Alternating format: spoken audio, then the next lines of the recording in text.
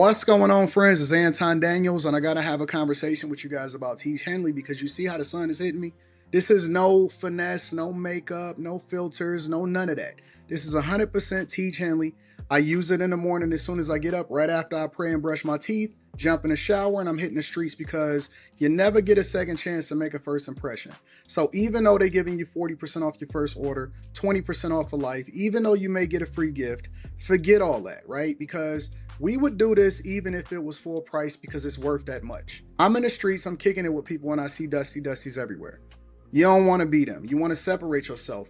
And the way that you separate yourself is self-care. Ladies get it for the fellas. Fellas don't wait for the ladies to get it for you. I'm about to hit the streets right now, and I'm feeling confident. I'm feeling great. I mean, I already got confidence, but to have that extra boost of confidence, knowing that you've taken care of yourself and you set yourself apart from all of the rest of the sheep that's walking around making bad decisions on a daily basis. And it's reflected in their actions. It's reflected in the products that they use. It's reflected in the people that they follow. And so if you're trying to level up, if you're trying to make sure that you look good, they're going to send you the pack. They're going to give you all of the instructions on how you're supposed to use it. Then make sure you get your Tiege Hanley. Again, 40% off your first order, 20% off for life. Get your free gift. Make sure you tap in with your boy Anton Daniels because Unc is never going to lead you wrong. I would never have you use a product that I don't use myself. Again, they've been rocking with me for a long time. Make sure you get your Tiege Hanley. I love you. I appreciate you. I'm going to holler at you guys later.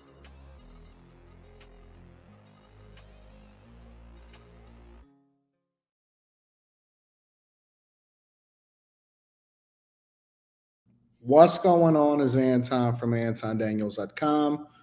I appreciate you guys for continuing to rock with me. Thank you for tuning in for another edition of the Millionaire Morning Show. I am your host, Anton Daniels.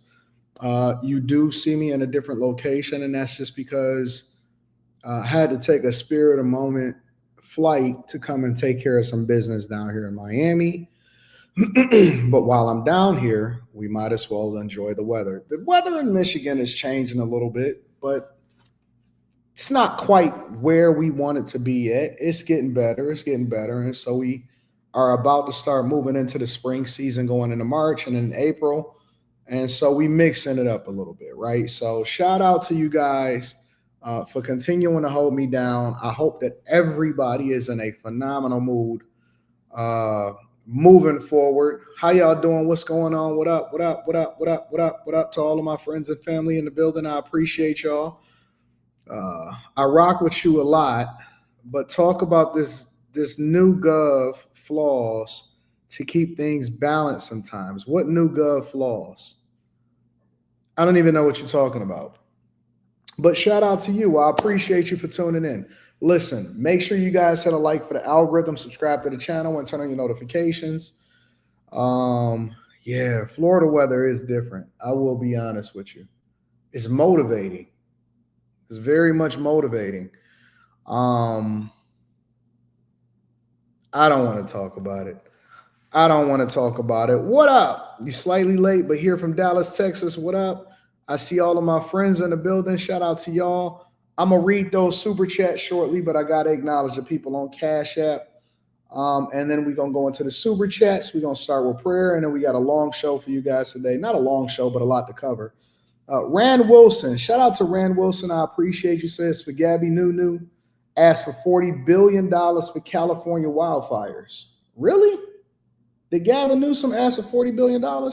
Mike, that dude is in the building. We appreciate you, Mike, that dude, for holding me down. And Spencer Campbell. What up, Spencer Campbell? I appreciate you for holding me down also on Cash App. Let me read a couple of the super chats.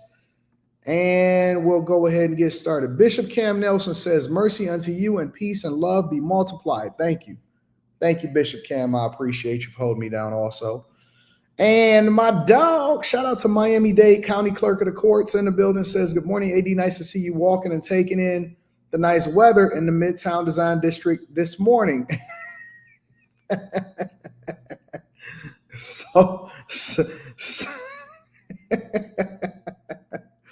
so much from being in a undisclosed location. All right, well, since Miami-Dade County Clerk of the Courts blew up my spot, then we're going to go ahead and just talk about that then. So initially I was saying that I'm not going to talk about it, but I don't know. I'm outside. I've kicked it with people on the street since I've gotten here. I ain't even been here 24 hours. So there's a lot of places here in Miami that you can be at. You can go over to Miami Beach, right, which is across the bridge. You can go down to Brickell. You can head up to Fort Lauderdale. You can go to Hollywood. You can go to a lot of different places. Coral Gables. I've stayed in Coral Gables. I've stayed in Brickell, all of that stuff. A lot of people think that Brickell is a spot, stuff like that. Or you can stay off the reservation. You can get out a little bit and get into the neighborhoods and all that other type of stuff. Me personally, I prefer to be in the design district area near Wynwood, in Midtown. I think that Midtown is the perfect central location because it's a lot of things that you can walk to and you don't necessarily need a car, even though I got a car down here. Yeah, I like the Midtown Design District area. It's a lot of shopping. Rita can get out and do whatever it is that she want to do. A lot of times she likes to walk to the store and all of that. They got a Trader Joe's that's over here. CVS, Target. I know a lot of black people like to boycott Target. They're not doing that over here in Miami. So I prefer the Design District area, the Wynwood area a little bit. So that's my particular thing. But this area in general is not the area where most people stay. I'm going to be honest with you. Most people stay away from the beaches, even though they have the ability to get there. They don't spend time on the beaches. They hustling and bustling. They doing their thing every day. A lot of these places, I could show you what outside look like. A lot of these places, they don't necessarily, they don't, you know what I'm saying? It's a lot of tourism and stuff over here. So if you're not into being around a lot of people in tourism and stuff, then this area is maybe not necessarily for you. You're going to see a lot of exotic cars. That's not nothing. All of that stuff is just regular here. So shout out to Miami-Dade County Clerk of the Courts. You are definitely in the building. I appreciate you. Don't be talking about I like to shop over there. Y'all don't know what I be liking to do. Anyways, I appreciate y'all for coming through and showing me love. I am a little bit of a snowbird. Let me acknowledge that. He said, sorry, I blew up your spot. No, you ain't got to be sorry. Yo, shout out to you, but you certainly are balling. Shout out to Miami-Dade County Clerk of the Courts on Cash App. I appreciate you. Yolanda says, stop telling people about my great state. We full. No, because let me tell you something. Canadians are selling all of their property here because they said that they don't want to be snowbirds in Miami. And y'all got a governor that's removing all of the illegal migrants, Yolanda, shout out to you. I appreciate y'all on Cash App. Y'all got a governor that's removing all of y'all migrants. So even though I don't think that it's a smart idea for people to invest. So if you're looking for an investment property, we are going to do Block Club live from here right now in Miami. Block Club is going to be this Saturday morning. Saturday morning is Block Club. So all of my Patreon members, all of my bag chasers, don't join the Patreon today. Join in 2 days. In 2 days, because that's going to be the beginning of the month. So Friday, Saturday. So join Saturday morning. We're going to do a live stream on Saturday morning for all of the new bag chasers. Make sure y'all tap into the Patreon. Link is in the description. Also, Tiege Hanley, 40% off your first order plus 20% off of life. I believe that there is, I wouldn't personally invest in Florida. But if you want to have a vacation property, then I think that it's cool. Personally, I would just lease something out here and just go from there. I would just lease something out in Florida and just go from there. I wouldn't have anything permanent.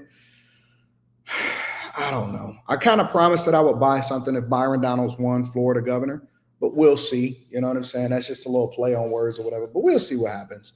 I'm not a fan of investing. I think that Florida real estate market, Washington, D.C.'s real estate market, California real estate market, a lot of those markets are going to be upended, and it's going to be a completely different dynamic. But I'm going to talk about it. Also, I'm going to talk about I'm going to talk about a lot of the stuff on Block Club. We got a lot to cover. So we're going to spend probably like an hour and a half on Block Club on the live stream on the Patreon on Saturday. And we're going to go over the real estate markets where I would invest in if I were you guys. how to look for the best investment properties. I'm going to give you the calculations that I use to determine exactly how much I'm going to charge in rent or how much I charge in rent, how to vet great tenants, and what the landscape is in the real estate market and going forward, and how you can continue to capitalize off of what is happening in the markets, considering all of the layoffs and stuff. So we got a lot to cover on Block Club, and then right after that, we do a live stream on Stock Club next week. All right. So if you're not a bag chaser, if you're not a Patreon member, make sure you tap in. We are doing it this Saturday morning. This Saturday morning, we are going to do Block Club. All right. So make sure y'all join it on Saturday. Wait, don't do it today. Don't do it tomorrow. Join on Saturday. All right, we got a full show that we got to tap in today. Let me read a couple of more super chats, and then we're going to go ahead and get into it. Rest in peace, Gene Hackman. Two of my favorite movies were The Quick and The Dead and Mississippi Burning. Yeah, we're going to get into that. Nola Grillin says, good morning, Anton. It's been a while since I sent the super chat. Just thank you for your guidance, and I keep you and your family in my prayers. Thank you, my friend, and I'm keeping you in my prayers also. Thank you for supporting the platform. Red Cup Talks with Mika says, good morning, AD, and as always, gracias and stay blessed. You can catch Mika tonight on After Hours. She just recently had a birthday. Shout out to Mika and happy birthday again. Make sure y'all go and subscribe and check out her channel. She's absolutely awesome. All right, y'all ready to get started with the show? All right, Lord, we ask that you be with us today. Bless us, take care of us, bless us to be fruitful, bless us to be purposeful, bless us to enjoy life. That's the biggest thing. More life, and not just more life, more good life. Because there's a lot of people that's living life and they just existing. They're not appreciative. They are not purposeful. They don't truly embrace the things that's amongst them. And I realize that on my plane ride here, because a lot of times it's the tourists that take advantage of the things that they pay for. Your tax dollars pay for the amenities, the beaches, all of the infrastructure that's here in Miami and all across the world and all over the United States of America. But we're not even tourists in our own town. We don't appreciate the people that we lay next to. We don't appreciate our children. We don't appreciate our lot in life. And I know, Lord, that we don't appreciate our lot in life because we complain and we're not purposeful and we don't take the talents and the opportunities that you presented us with, which it is a blessing. It is absolutely positively a blessing to be here in the United States of America. It is a blessing. We could have been born anywhere in the world. We could have had crazier parents than some of the people that's in the chat. We could have absolutely been born in a different era, but we are here, right now, and we have an opportunity to do some of the greatest things of all time, and we wasting it. We wake up and we just lethargic. We don't do nothing. We wake up and we just act like we zombies. We stumble through life, and no matter where we are in life, we complain about it. We wasting it. Things that other people would kill, sacrifice their lives, are willing to trek through the jungle, willing to do anything to have the opportunity to be able to be over here, and we don't even realize how good we got it. We are not tourists we bless us to be tourists of our own environment and our own lives. Bless us to be that curious about what's going on around us. Bless us to go and visit a new restaurant. Bless us to walk down a new street.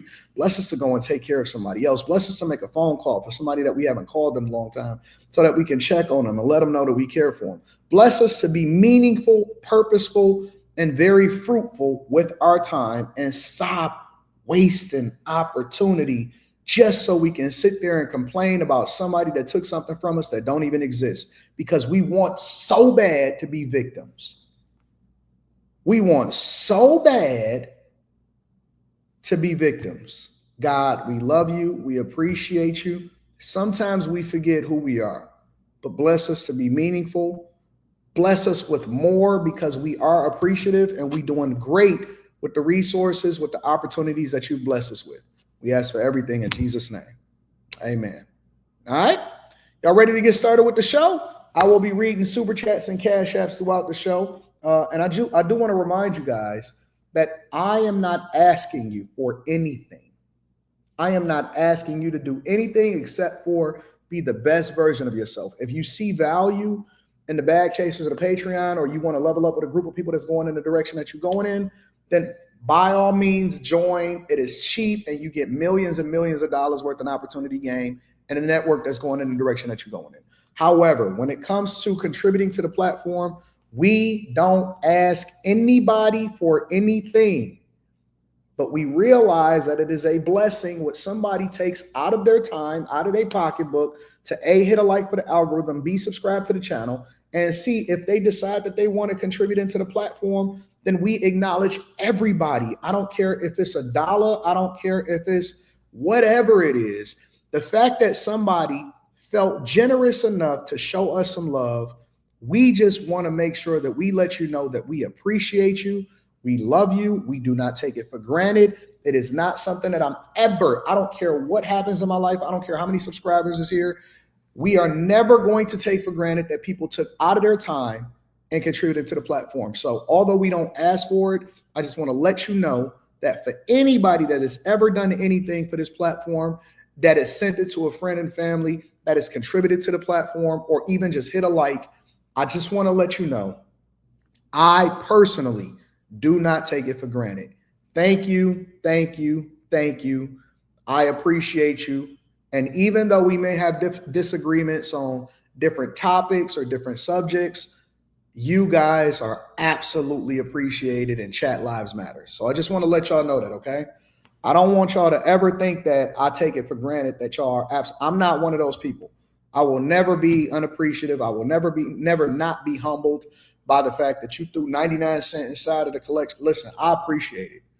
I don't care what everybody else is doing. I ain't checking for nobody else. We running our own race. We focus on what we got going on. You guys are appreciated. Even the people that disagree with me, your watch hours matter. Thank you. Thank you for showing up in the chat. Thank you for participating. And if you can, the only thing that I will ask is that you hit a like for the algorithm and share this with a couple of friends. Anyways, let's continue. Let's rock out, y'all. Thank y'all. I appreciate y'all. And make sure y'all tap into after hours tonight. It's going to be a great show. Anyways, Latrell, I'm going to read that super chat shortly. We got to get into the show. So the first thing that I want to get into is Gene Hackman. All right. Gene Hackman and his wife and a dog. Gene Hackman, his wife, and his dog all recently passed away. And it's absolutely crazy. Just like that, everything is over. It's done. Nothing else to talk about. Now, I will say that they say that Gene Hackman was 95 years old. So he did live a good life. He did, live a full life. But they saying that it's no foul play that's suspected. So let's get into it, y'all. Again, make sure y'all tap into the Patreon. Link is in the description as well as pinned to the top of the chat. Let's find out what happened with Gene Hackman. So good if you haven't seen it. Right. We're all following this breaking news this morning that sheriff's deputies found Hackman, his wife, and their dog dead in their New Mexico home. The 95-year-old had long since retired from his storied career, which earned him 2 Academy Awards and 4 Golden Globes. CNN's Elizabeth Wagmeister is joining us now. Now, authorities, you told us earlier, don't suspect foul play. Is there any reason being given for their deaths yet this morning? There is not, Sarah. And this, of course, aside from being such a sad story, the passing of an absolute Hollywood legend, it's a really bizarre story. Gene Hackman and his wife, along with their dog, all found dead in their home in Santa Fe, New Mexico. Now, as you said, police have said that no foul play is suspected, but they have not given a cause of death. This investigation is ongoing. Gene Hackman and his wife, they were found yesterday in their home in New Mexico. Now, Gene Hackman had really stepped out of the limelight for decades. He retired from Hollywood in 2004, and he and his wife had lived a quiet, relatively private life in New Mexico since they had moved there. Now, of course, one of the greatest Hollywood screen actors of our time. And we have seen a few tributes, Francis Ford Coppola, George Takei, but of course it is very early here on the West Coast. So as people are going to be waking up in Los Angeles to this sad news, I anticipate we will see many more Hollywood tributes come. There you see the 5 Oscars that Gene Hackman was nominated for, winning 2 of them. This is even more meaningful, coming just days before the Oscars are this weekend. I anticipate that we will get a huge tribute to him at the In Memoriam. But, you know, Sarah, back in 2011, when Gene Hackman was 81 years old, he was asked by GQ in a magazine profile how he wants to be remembered. I want to read to you what he had to say. He said, quote, "I want to be remembered, quote, as a decent actor, as someone who tried to portray what was given to them in honest fashion." Then he said with a laugh, "I don't know beyond that. I don't think about that often, to be honest, and I'm at an age where I should think about it." Now, back in the 80s, Gene Hackman sat down with CNN for an interview, and despite how great he was on screen, he actually said that he doesn't like to watch himself. Wait a minute. Most people are too lazy to do this, but it saves homeowners a fortune. Okay, let me switch that. I'm sorry, y'all. We got to switch accounts. I didn't realize that we was using that account. Let's go ahead and switch accounts. What do you think I mean? Well, I don't know. This is even more meaningful, coming. We're looking at some other monitor. You weren't looking at it. No, I don't like to watch. You don't like to watch yourself? Do you go to your own phone? No, once in a while I'll see one, but I prefer to think of myself the way I feel, which is 23. I had to switch over to that YouTube Premium account. We got it. We figured it out, y'all.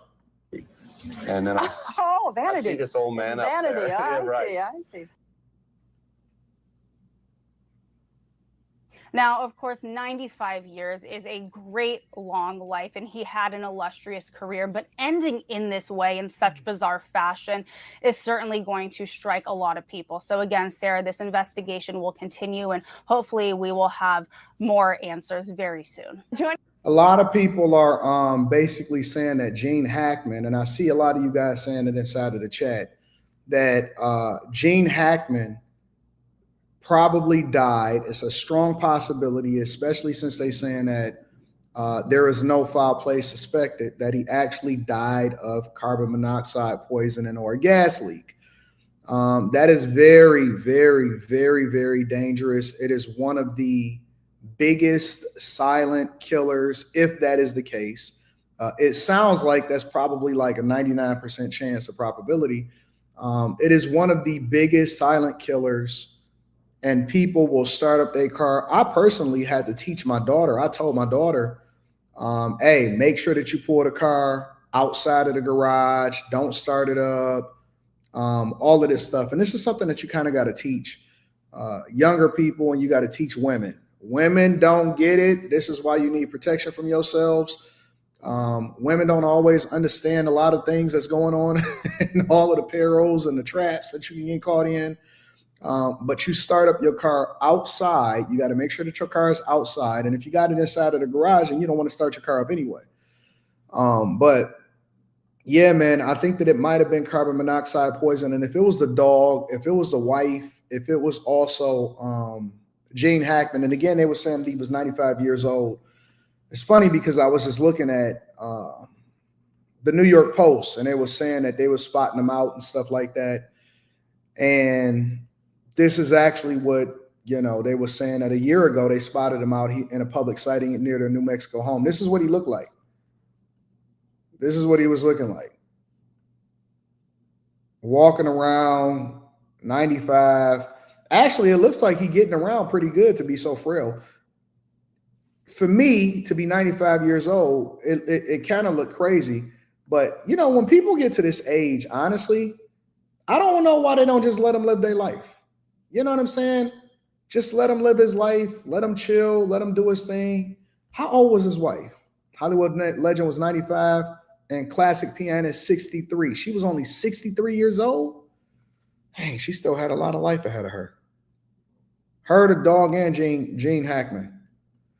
That's another thing a lot of times. And I know that this is a conversation that people don't want to have.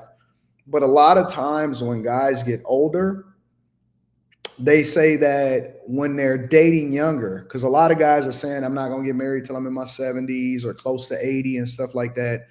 And when I do, I'm going to get married to a younger woman. They call those women geriatric wives. They call those women geriatric wives because they're basically saying that those wives were selected. And I'm not saying that that's what's happening to Gene Hackman. I'm just having a conversation. They say that those wives are selected based off of the idea that they can take care of you in your older age. So when you see a massive age gap, like a 32-year age gap, a 63 versus a 95, they then start to call a lot of those women geriatric wives because they're basically there to take care of somebody when they get older. I also know a lot of people that have a lot of kids personally because they look at those kids as their retirement plan. Yeah, PJ, they call those geriatric wives. So, you know, when you see a lot of times an older guy talking to a much younger woman, the narrative is, and this is not what I'm saying, because I think that nobody is a monolith and everybody got a different way in which they live their life. The narrative a lot of times is that he is settling down so that he can then be taken care of because he needs somebody to basically play nurse to him, right? Gene Hackman in this picture in particular, they say that they spotted this a year ago. Gene Hackman in this picture, he don't even look like Gene Hackman. You know what I'm saying? Like if I was to see this guy out and about and I grew up, you know, in an era where I was able to watch Gene Hackman videos and Gene Hackman movies and stuff like that, I would not suspect that that's Gene Hackman. Also, on top of that, I will say this, that I think that people should just let people live their lives. Gene Hackman is not a huge political activist. He's not lending his voice. They say that he retired in 2004, and apparently he made enough money to where he would be comfortable, and he's not out here begging and trying to do additional roles. I think that when you step outside of the spotlight, and maybe that's one of the reasons why he moved to New Mexico, you just should let him rock. Let him rock. Let them live their life. Let them chill out. Let them stay out of the limelight and all of that stuff. Somebody says he doesn't look the same at all. He's 95 years old.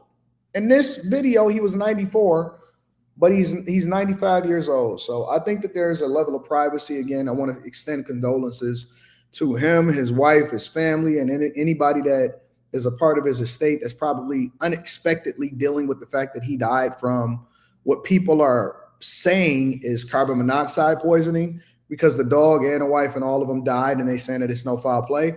But if you look at him in this picture versus the actual picture that's down below, two different people. But he lived a full life. He lived 95 years. He probably would have lived to be 100. And it seems like he lived a really good full life. There's nothing wrong with being able to die at 95 years old. You don't want to go from carbon monoxide poisoning, but there's nothing wrong with passing away at 95 years old. And it seems as though you lived an incredibly full life. That is dope. Anyways, make sure you tap into the Patreon. Link is in the description. Also, Tiege Hanley, 40% off your first order plus 20% off for life, and join the Patreon in a couple days. We got Block Club coming up soon. Let me read some of these super chats and then we're going to move on with the show. Latrell says, much love, bro. Thank you, Latrell. I appreciate you for holding me down. Miami-Dade County Clerk of the Courts. I need my soundboard in here so that I can hit you off with the clapping sound. Says, oh yeah, here's a little something to take Ms. Rita the Sexy Fish in downtown Brickell. I don't think we ever been there before. Thank you, Miami-Dade County Clerk of the Courts. You are really appreciated, bro. Thank you, my friend. I appreciate you. Nene Loyal says, you have a great mindset. Keep up the great work. Thank you. Howdy, Mr. Daniel, says Teddy Bug. More than likely, I'm thinking carbon monoxide, the silent deleter. Man, oh, there's so many ways to pass away. Thank you, Radiant. I appreciate you for contributing into the platform. It's so many different ways to pass away, man. I just want to go regular. Like, what is the regular way to go? I do have a stream deck. I got a bunch of stream decks. I use them back in the studio. But when I'm out and about and I'm just taking my laptop with me and I'm streaming with y'all, I don't necessarily carry a stream deck. You know what I'm saying? I do not want to go like that. Oh, let me make sure that I acknowledge everybody on Cash App too. Chris James says, in and out, Sladness token. Oh my God. Y'all can't be continuing to bless me. Now, you know, when y'all bless me too much, then I start to get a little bit apprehensive. So I love y'all. I love y'all. Y'all say in your sleep. I don't know, man. I guess you never know. You just never know when it happens. Anyways, let's continue on with the show. Trump held his first cabinet meeting with all of his people. He had Elon Musk there talking about the government waste, and he took a lot of different questions. And I thought that this would be a good conversation to have, making sure that we cover everything. Let me make sure I'm on the YouTube Premium. I don't want to be on that dusty. So this is Trump basically having a conversation with people and showcasing everything and being very available to the public and having this conversation about, you know, what he has going in the government and when in his first cabinet meeting with everybody that he's appointed. All right, make sure y'all hit a like for the algorithm, subscribe to the channel, and turn on your notifications. Let's rock. If you could get up and explain where you are, how you're doing, and how much we're cutting, and it's an honor to have you. He's been a tremendously successful guy. He's really working so hard, and he's got businesses to run. And in many ways, they say, "How do you do this?" And you know, he's sacrificing a lot and getting a lot of praise. I'll tell you, but he's also getting hit, and we would expect that, and that's the way it works. So I'd like to. Let me stop here, y'all. Before we even get into the cabinet meeting, let me say this, and we're gonna come back to this. You know how I know the way that I break this down, right? Because you're talking about Trump, you're talking about Elon Musk, you're talking about two guys that were largely beloved before they became public enemy number one from the people of other countries, as well as the people inside of the United States of America. And it's the most disappointing when I see liberals and people from the United States of America hating on Elon Musk and Trump, because again, both of these guys were hugely beloved before they became political. What's going on, babe? You cool? Okay. Both of these guys were crazy loved before they became advocates for the United States of America. I'm not even going to say political, before they became advocates for the United States of America. Now, anybody like me, Tesla is no longer in my portfolio, largely because, and a lot of you that's a part of Stock Club and a part of the Patreon, you know that Tesla's any longer a part of my portfolio, because I understand the political implications that come along with doing a thing that's in the best interest of America. It used to be where if you were a huge advocate of America, that you would be celebrated by all the American people. You create an American company, you create American jobs, you put America first. It's no longer that way. We have so many ops, and we've been so deconstructed and pre-programmed from our liberal universities to our social media presences, that now to be pro-America or American first means that you now become an enemy of Black women, an enemy of Black people, an enemy of migrants, an enemy of people outside of the United States of America, an enemy of the sassy LGBTQ community, an enemy of DEI, an enemy of Roland Martin, an enemy of everybody, right? And so you've basically divided yourself, and half the country is going to hate you. Half the country is going to hate you. Now, to get back to my point, the way that you know that a person is a true patriot is they put the country before their business interests.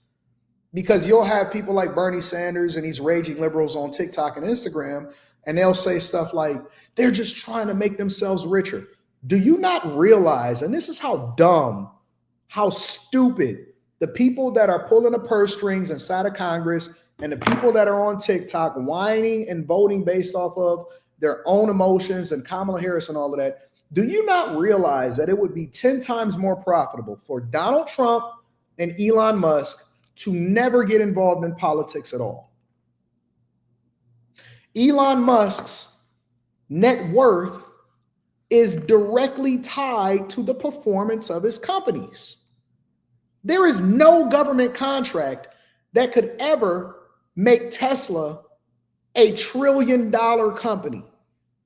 That comes directly from subscriptions, selling cars, technology, and continuing to sell a product that people want to buy. So the stock price, the share price of Tesla is directly tied to the sentiment of the people. Now, you know that there are people outside of the United States of America and inside of the United States of America that is basically protesting an American company that gives jobs, that has made a bunch of people millionaires. And because they're saying, listen, we need to tackle the federal deficit. We need to make sure that we right-size the government. We need to make sure that we're not going bankrupt for our kids and our kids' kids. And he's not even from the United States of America, but he's doing the thing that's in the best interest of the United States of America. That is the level of sacrifice it takes to be a patriot, which is one of the reasons I would not run for office unless I had no business interest whatsoever. Tesla's stock price has retracted so significantly that you cannot even justify or make the argument to say, well, they just want to make themselves richer. How? When they're basically segmenting themselves against half of the country that don't think that they're doing the right thing because they're the ones that are impacted by the layoffs because they're the lazy workers that's a part of the federal government.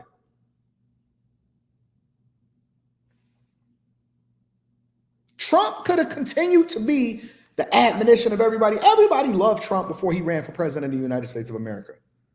People were saying that Elon Musk is a revolutionary. He's the Tony Stark of our time. He's solving for problems and all of this stuff. They loved Tesla and Elon Musk prior to him starting to get political and state his views and to make sure that he bought Twitter in order to put it back in the hands of the people and remove censorship and all of this stuff.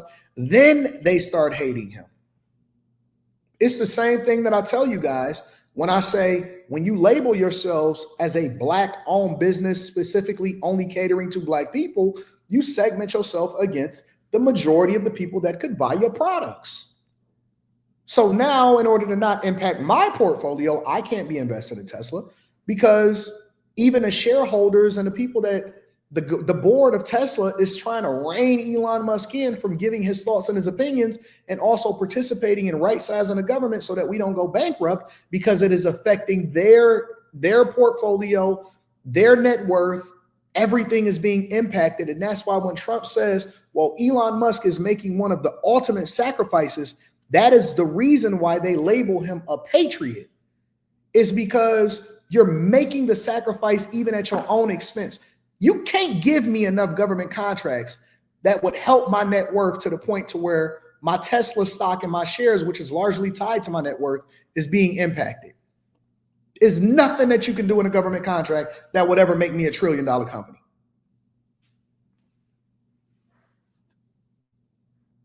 It's just facts. It's logic. It's logic. Anyways, let's get to what he had to say in his cabinet meeting. Have Elon Musk please say a few words. Well, thank you, Elon. Thank you, Mr. President. I actually just call myself a humble tech support here because this is actually, as crazy as it sounds, that is almost a literal description of the work that the Doge team is doing, is helping fix the government computer systems. Many of these systems are extremely old. They don't communicate. There are a lot of mistakes in the systems. The software doesn't work. So we are actually tech support. It's ironic, but it's true. The overall goal here with the Doge team is to help address the enormous deficit. We simply cannot sustain as a country $2 trillion deficits. The interest rates, just the interest on the national debt, now exceeds the Defense Department spending. We spend a lot on the Defense Department, but we're spending like over $1 trillion on interest. If this continues, the country will become de facto bankrupt. It's not an optional thing; it is an essential thing. That's the reason I'm here, and taking a lot of flack and getting a lot of death threats. By the way, I mean, I like to stack them up, you know. But if we don't do this, America will go bankrupt. That's why it has to be done. I'm confident at this point, knock on wood, you know, knock on my wooden head, it's got a lot of wood up there, that we can actually find $1 trillion in savings. That would be roughly 15% of the $7 trillion budget. And obviously that can only be done with the support of everyone in this room. And I'd like to thank everyone for your support. Thank you very much. This can only be done with your support. So it's really, Doge is a support function for the president and for the agencies and departments to help achieve those savings and to effectively find 15% in reduction in fraud and waste. When y'all argue with people in the chat that clearly don't even know what they're talking about, and listen, I encourage everybody to participate. I don't want to operate in an echo chamber. But if somebody says something like, he's not a citizen, which is a basic fact that you can go and research for yourself, why y'all argue with people? When you argue with people that argue out of ignorance and is not arguing just based off of logic and premise, even if they have a difference of opinion than you, then you make yourself look crazy going back and forth with them. I mean, I encourage it because the more activity in the chat, the more relevant the stream becomes. However, I'm just telling you, a lot of times y'all waste y'all time arguing with people that don't even know they left from they don't know they left from their right. Seriously. They don't even know why they pay taxes. They don't even know how much they pay in taxes. They don't even know how much they're supposed to get at the end of the year. So a lot of times y'all arguing with people for no reason. Let them live in their own mind. Let them live in their own world. Let them live in their own little bubble of craziness. You know what I'm saying? Just let them rock. But the fact of the matter is, all right, answer me this. Answer me this. How many of you guys would trust Bernie Sanders, Jasmine Crockett, and AOC to fix our federal government? How many of you guys would prefer to give absolute power to the people in Congress to fix the United States of America? What do you think would happen to the United States in the next 20 years? That's the alternative. That's the alternative that y'all arguing for. All of your sons is going to be non-binary. They not going to have no genders. We're going to be in 30 wars. America is going to be bankrupt, and everybody going to be able to come in here and do what they want to do when they want to do it. And they going to sit there still getting paid, sitting on their perch, being protected. That's the alternative. Like, we got to really start breaking this down from a C student's perspective and taking into account what we're asking for. You're asking for the worst people that have already driven us $36 trillion in debt to then take over the United States of America and to listen to their ideas as though we think that they know anything. They don't know anything. They dumb as a box of rocks. They're stupid. They have never opened up a business. They've never done anything. They've never had to right size any company. They've never had to hire anybody. You're talking about a waitress, a lifetime public servant in Bernie Sanders, and crazy Jasmine Crockett, who was a DEI. And all of the rest of these crazy liberals. Would you trust the country to be in the hands of these raging liberals who won't even call Biden out on his nonsense and went along with the get along with all of the dumb things that they was proposing in this past previous election? Those are the people that you want to have the hands on the buttons. Come on, think about what y'all saying, bro. And we bring the receipts. So people say, like, well, is this real? Just go to doge.gov. We line item by line item, we specify each item. So, and I should say, we will make mistakes. We won't be perfect, but when we make a mistake, we'll fix it very quickly. So, for example, with USAID, one of the things we accidentally canceled very briefly was Ebola prevention. I think we all want Ebola prevention. So we restored the Ebola prevention immediately, and there was no interruption. But we do need to move quickly if we're to achieve a $1 trillion deficit reduction in financial year 2026. It requires saving $4 billion per day, every day, from now through the end of September. But we can do it, and we will do it. Now, I want y'all to realize that when they say shaving $1 trillion, what they are saying is we need to shave that from the budget, from spending that, and that would be yearly. So if we're overspending by $1 trillion, but we find $1 trillion in savings, that's not a one-time thing. That is in perpetuity. That is annually. We would have reduced the amount of money that we're spending. Granted that we don't fall back into the same boat prior to them going through these reductions and finding all of these fraud and all of this other type of stuff and wasteful spending, that if we reduced it over $1 trillion, then that would be annually, which would then be able to be used to pay down a federal deficit, which would reduce the amount we pay in interest. That is what they're saying, that if we find these savings, these are savings that would be continuously implemented inside of our federal government, which would allow for us to have a greater United States of America. Would you have any questions of Elon while we're on the subject of those? Because we'll finish off with that. And if you would have any questions, please ask. You could ask me or Elon. Go ahead, please. Thank you, Mr. President. Thank you, Mr. Musk. I just wanted to ask you that President Trump put out a Truth Social today saying that everybody in the cabinet was happy with you. I just wondered if you had heard otherwise, and if you had heard anything about members of the cabinet who weren't happy with the way things were going, and if so, what are you doing to address those? I'm willing to show my transcripts. Absolutely a C student. Right up there in the 2 point whatever, 2.5, 2.6, 2.7 range. Any dissatisfaction? Hey, Elon, let the cabinet speak just for a second. One time, I remember one semester, I had got like a 3.8. Like I really put my feet to the ground and got a 3.8. And when I got my report card and I showed my mother, because my mother didn't ever check my report card in high school. Once I got into high school, I never had to show no report card or anything like that. And I showed my mom like, yeah, look at me. I really put my feet to the ground. I really did it. And she was like, that is so great. That's what you were supposed to be doing in the first place. And then she went about her day, right? And then I showed my father. He was like, that's awesome. I love that. And nothing in my life changed. Nothing in my life changed. When I got a 3.86, not one thing in my life changed. I think I had got like an honor roll thing or something like that in school. Nothing in my life changed. From that day forward, I said, I'm going to focus all of my energy on running up a bag. I'm going to do what I have to do here.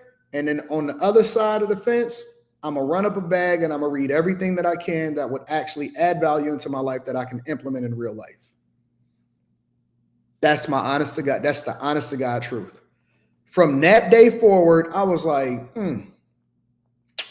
yeah, I literally went and got a job. I was working, cleaning up a small manufacturing plant that was ran by two brothers. That was across 8 Mile that I was able to walk over to every single day. I went and got a job working at that manufacturing plant. And I would go after school and I would just run up a bag. I was stacking my money and I was trying to figure out how to invest every dime that I can get. I did what I had to do so I could do what I wanted to do. And that was my mindset going forward. I'm saying I'm gonna do what I need to do, but I'm not putting any effort into something that's not going to be fruitful. Anybody unhappy with it? If you are, well, throw them out of here. Is anybody unhappy?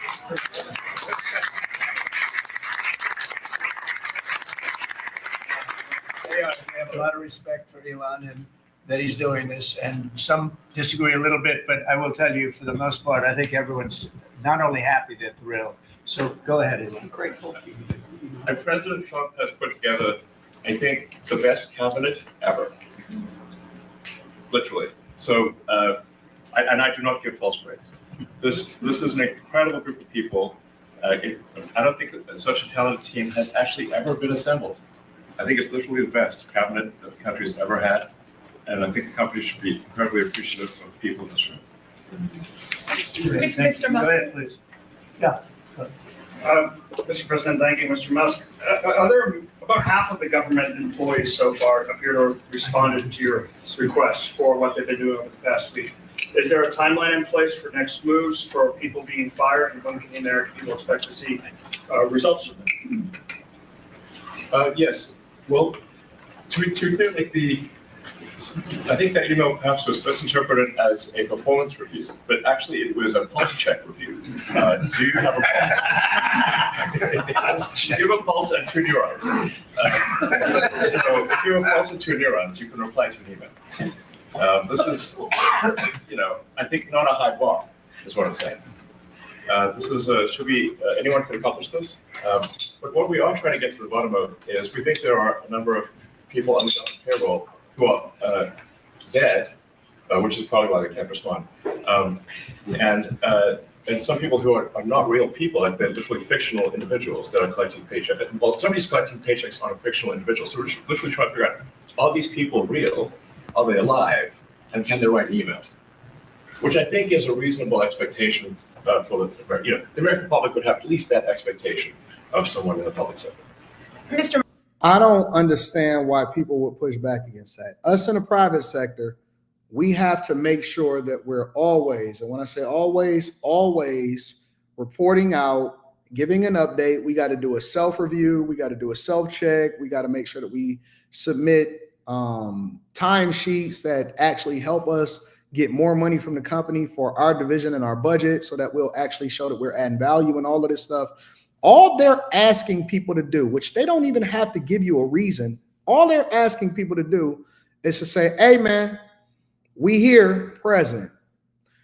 And I will tell you that there are so many people, including these lunch ladies on The View, that were so offended. They were so offended that you're getting paid with taxpayer dollars and have to show that you are present on the job or that you can write an email. And they just went off the deep end. Imagine an organization that is so inefficient, it would be bankrupt tomorrow. Imagine an organization that's so inefficient that we don't even know who getting paychecks no more. It's mind-boggling to know or to think that we are living in an age where the government has become one of the biggest employers in the world, that they spend more than they take in. We don't know who's even on payroll or if somebody even exists. And people are getting mad because we're trying to find out who's on payroll, who's not, who just quiet quit and never even turned in their resignation, but they still getting a paycheck every day. And that's your tax dollars, and people are offended as a result of it.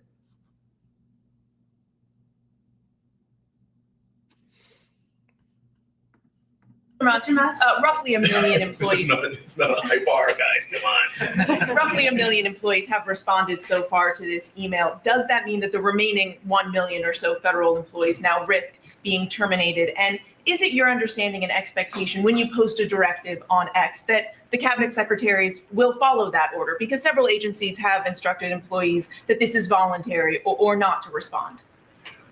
Yeah. Well, I mean, so I guess it was like last week, the president encouraged me via Truth Social and also via phone call to be more aggressive. And I was like, okay, yes, sir, Mr. President, we'll indeed do that. The president is the commander in chief. I do what the president asks. And I said, can we send out an email to everyone just saying, what did you get done last week? The president said yes, so it did that. We got a partial response. We're going to send another email. But our goal is not to be capricious or unfair. We want to give people every opportunity to send an email. And the email could simply be, what I'm working on is too sensitive or classified to describe. Like literally just, that would be sufficient. I think this is just common sense. And what is your target number for how many workers, employees you're looking to cut total? We wish to keep everyone who is doing a job that is essential and doing that job well. But if the job is not essential or they're not doing the job well, they obviously should not be on the public payroll. And I agree. I don't think that we need to have any DEI hires. I don't think that we need to just be sending out tax. Remember, y'all, listen, any private company can do what they want to do with their own money, but we're using our money. This is our money. When the police officers respond, they're paying their payroll with your tax dollars. When they buy police cars, when these government employees is walking around feeling entitled, that is our money. Anything that is coming out of the public tax dollars accounts, anything that we have to involuntarily pay for, we should demand accountability from our legislators and our leaders. When you see these leaders get so arrogant to where they feel entitled to do some of the stuff that they're doing, then that is a problem. That is 100% a problem. Again, make sure y'all hit a like for the algorithm, subscribe to the channel with turn on your notifications. Let me read some of these super chats, and then we're going to move over to the next part of the show. Dolores says, you're awesome. I love you. I love you more, Dolores. Thank you for holding me down. Country Boy Finesse says, can you do a video on content creation using a Stream Deck? I am working on my platform too. My goal is to build a following. I can do it on Patreon. Absolutely. If I miss 2 payments on my car, the repo man shows up to collect, yet 20 plus year politicians are millionaires. Sounds insane. Off of taxpayer dollars. Anton, what up? The longshoreman process has started today. Shout out to Sasi. I appreciate you. Jerry, the beautiful Jerry says, and Trump would be able to identify this issue and come up with a tangible solution to save America and make America great again. God bless him. Shout out to Jerry. L Boogie Speaks 2 show says, I watch a show every day. I don't agree with all you say, but after 60 years of living and learning, my values have moved left of center. Keep up the great work, Anton. Thank you, L Boogie. I appreciate you for holding me down, big dog. If you had to pick one for president in 2008, President Kamala Harris or VP Tiffany Henyard or President AOC and VP Jasmine Crockett, who is it going to be?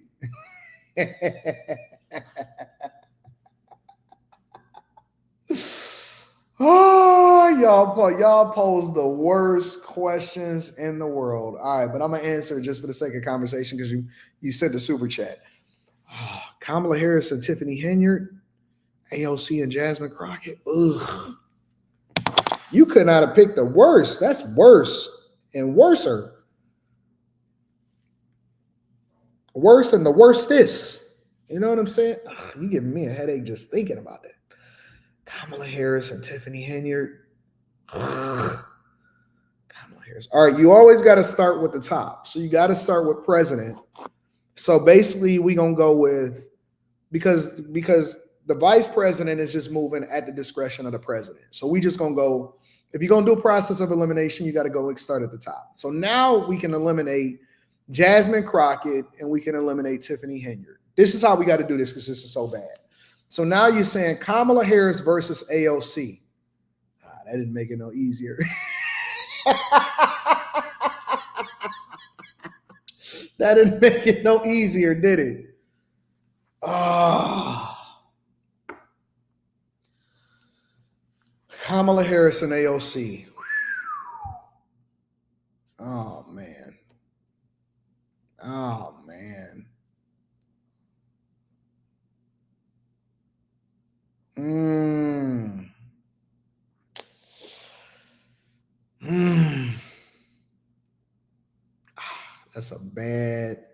That is a bad do.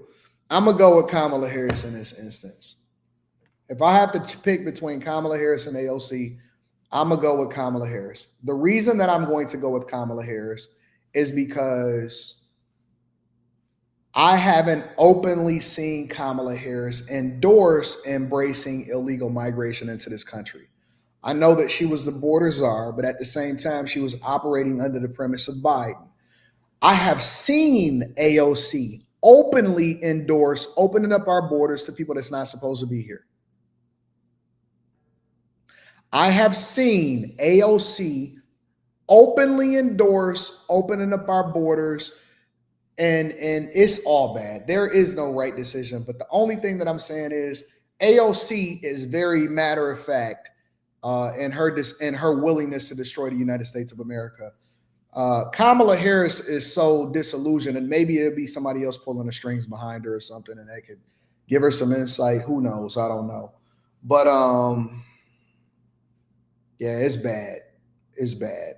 I think that Kamala will probably be the more incompetent of the two. However, I don't know if she would be so evil and egregious to where she would just openly endorse it. I don't know, man. It's all bad. That is the worst question that I've ever had in my entire life. That's a super chat. That's a great question, but it's the worst question to put somebody in a position in. Shout out to you. Abe the Hunter says some things are classified, bro. Keith Murphy, the Unbeaten, says I'm a federal employee with the Department of Defense.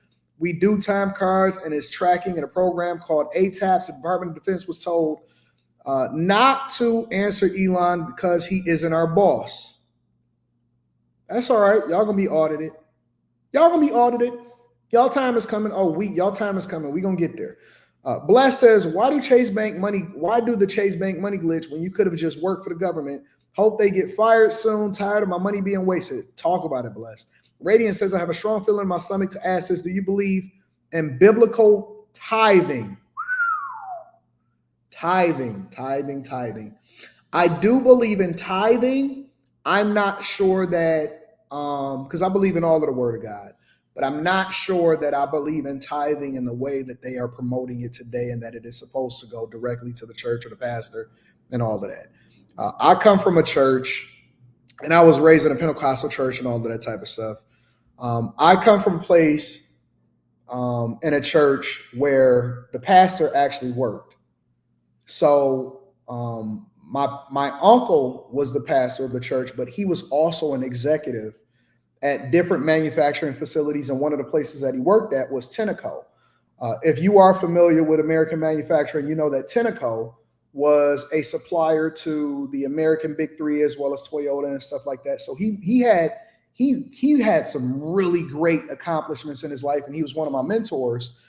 And so he always worked. He's always had his own money, and he never utilized the church's money for the well-being of himself, and everything was for the contribution of other people. And so when we would tithe, we had transparency and we knew where the money was going. Like, we would help people. We would go out into the communities. If anybody ever got sick or toe up or evicted, we always, gave them housing and stuff like that. So the thing about it was that, we would contribute money, but he would pay tithes too. The pastor paid tithes out of the money that he would make at his job, which also contributed into transparency and making sure that we did things for the community. Me personally, today, I tithe to the community. I tithe to the streets, right? When I give away money, when I invest in people's businesses, a lot of people are maybe familiar with the fact that I've done Shark Tank style Patreon. It's people in this chat right now that can tell you that I've invested in their businesses, but haven't taken a dime or haven't taken an interest or didn't take a percentage of their business whatsoever. So I take a percentage of the money that I generate, and I always give it back to the streets. I always give it back to the people. I always find causes that I can contribute into and hopefully add value into. And that's another reason why I'm so dedicated to the city of Detroit and its citizens. So yeah, man, that's a really good question. I like that. Why do you say you got a strong feeling in your stomach to ask it? You can ask whatever you want to. I will answer any question. I have no problem answering anything that anybody asks me. 80 Dems here in what is this? Maryland, looking to push lookup HB 380 language so vague, could lump public pre-K and kindergarten schools together. Harris and Tiffany versus Elsie and Crockett. Man, someone press the red button. Make sure you guys hit a like for the algorithm, subscribe to the channel, and turn on your notifications. You guys got some good questions. Those are some really, really good questions. All right. Anyways, somebody says you pay your tithes to the government. Why not give God some? I didn't know that God needed our money. Number one. And number two, nobody is willingly paying taxes over to the government. It's supposed to go towards infrastructure, schools, and all of that. And now we're doing it, and everybody feel entitled to use our money and send it over to Africa. So nah, you're not gonna finesse me to that one. You're not gonna finesse me with that one. Anyways, let's continue over with the show. I want to get into tariffs. We've forgotten a little bit about tariffs, but I want to remind y'all of what's going on with tariffs, because Trump is still saying tariffs are going to go in effect on March 4th, as well as looking to start tariffs against the EU. Make sure that you tap into the Patreon. Link is in the description as well as pinned to the top of the chat. I want to visit this subject and have this conversation only for about 10 or 15 minutes, and then we can go from there. Y'all ready? Let's get it popping. Josh Holmes is with us, host of the Ruthless Podcast, former Mitch McConnell Chief of Staff. And Josh, good morning to you. I got some breaking news going to pop you with right now. Truth Social a moment ago, President's talking about cracking down on fentanyl. Here is part of what he said. We cannot allow this scourge to continue to harm the USA, and therefore, until it stops or seriously limited, the proposed tariffs scheduled to go into effect on March 4th will indeed go into effect. China will likewise be charged an additional 10% tariff on that date. The April 2nd reciprocal tariff date will remain in full force in effect. Thank you for your attention to this matter. God bless America. So he's back on that. And just a quick comment before we move back to Musk. Josh. Yeah, look, I thought this was one of the most important things that came out in those initial executive orders, the initial discussion of tariffs. You know, typically we think about this in an economic only context, in a trade policy context, but each one of the fact sheets that the White House put out in January specifically outlined a section on fentanyl. This administration is taking that extraordinarily seriously. They know that we could get better help from our partners around the world. And I think that this is the next iteration of that. Okay, and in the meantime, there was this cabinet meeting yesterday, and here's Elon Musk talking about the point of that email that he sent to federal government workers. I think that email perhaps was best interpreted as a performance review, but actually it was a pulse check review. We already seen this part. So let me share with you guys another video where Trump is expected to announce the EU tariffs also very, very soon. All right. Make sure you hit a like for the algorithm, subscribe to the channel, and turn on your notifications. Because businesses trying to make sense of tariff threats coming out of the White House. But there have been a lot of mixed messages. Eamon's with us this morning from Washington. What's going on? Yeah, a lot of plates spinning on a lot of sticks, Andrew, but a little bit of confusion at the White House yesterday over exactly which tariffs are likely to kick in on which date. A White House official tells me there's no change to the original schedule, which had the deadline for Canada and Mexico tariffs kicking in next week on March 4th. Remember, the president had postponed those, and a deadline for a study on reciprocal tariffs. That's going to happen on April 1st, and that's why you hear the president talk about April 2nd as a big possible date for more reciprocal tariffs worldwide. Meanwhile, President Trump said he's made up his mind for tariffs on the European Union, which he said he'll be announcing soon, and which will generally be 25%. He was sharply critical of Europeans for not accepting, as he said, American cars and farm products, and he expressed hostility to the European Union itself. Let me tell you something. I don't know if y'all have ever really studied international business. If you are not familiar with what goes on in Europe and China and Mexico, what happens in India, all of these different places. When you go to these other countries, and you know me, I am situationally aware and I'm paying attention to everything that goes on around me. When you go to a lot of these countries, look around. Look around. Go to Japan, look around. And go to the main cities where you see the majority of the movement and where products and goods and services are being served. Look around. And I'm not just talking about the cars. Look at the food. Look at the brands. Look at what they wear. Look at all of those things. Look around. People flood the United States of America with their products, and you guys have no standards whatsoever. When we go, the only thing that they like over there is our rappers. That's it. Our rappers, our singers, our musicians, they're looked at as international stars that can go over there and be appreciated, and maybe our basketball stars. Other than that, they not checking for you. It ain't no Fords, ain't no Fiats, ain't no Chryslers, there are no General Motors products that's being sold in most of these places. And I know that they rebrand some of their products and they call them different things and all of that. They are not using your products in their country. They are incentivized not to. So when you sit here and you pledge your loyalty by saying, I stand with Canada, I stand with China, I stand with Japan, I stand with the EU, I stand with India, first of all, I start to question whether or not you were even born here. Because I know that a lot of you, we gonna get to it. And see, I don't care. I don't care because I'm gonna do what I want to do anyway, and it don't really matter. My numbers is gonna number. My numbers is gonna number regardless. I'm to the point in my life to where I am very comfortable just stating the obvious, and I'm not trying to hold back, and that's why I don't care what people think about me or whether or not they're going to have a difference of opinion. I'm not trying to appeal to everybody. When I see people by default stand with somebody else, it's only one of two things that come to my mind. The first thing that comes to my mind is, oh, you just want to be accepted, or you're a white apologist.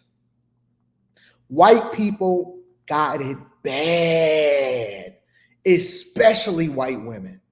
White people, I'm going to get to the second part. White people got it bad. Listen, white people, I know y'all watching.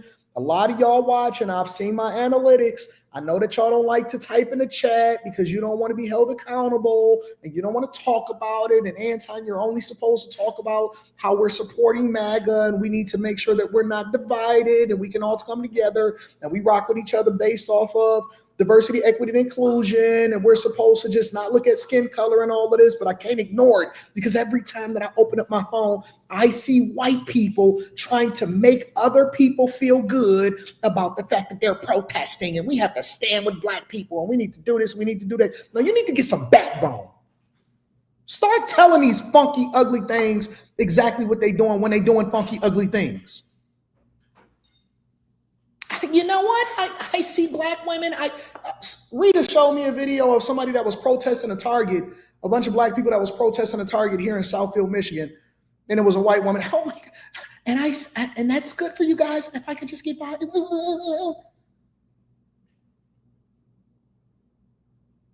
What happened to y'all backbone? Being an American, standing on something. You let them call you Karens and now all of a sudden you ain't American no more. You want to apologize so much because I understand your plight. You'll never understand the plight. And now you're the ones that's getting laid off. Dummies. You was the diversity, equity, and inclusion hire. It wasn't even black people that benefited from diversity, equity, and inclusion or feminism. It was you, dummies. And if you go out of the country, you can see that ain't nobody even messing with you. The reason why Tesla's stock price is down is because you keep standing with the EU. Meanwhile, you over here buying everything from everybody and trying to make everybody feel good, and you just protested yourself out of a job. Goofy. I'm a white woman. I love black people. Love your country with the same vigor. And I'm not saying that you have to be against black people or against anybody else, but good God, call a spade out when you see it. Say something. You're so busy trying to make sure that everybody else feels good. I want a black man. You're so stupid. You let them Karen you to death. You let them Karen you to death. You such an apologist. Y'all want to be accepted so bad. When did white people become so weak to where they are willing to go against American principles and values, and you are willing to stand with another country? You know who the people that keep on going on these African trips over to these safaris or I want to build something in Africa? It's you. You. I want to go build a school in Africa. No, you going over there to get some African D. I know why you really over there. You going to get the D.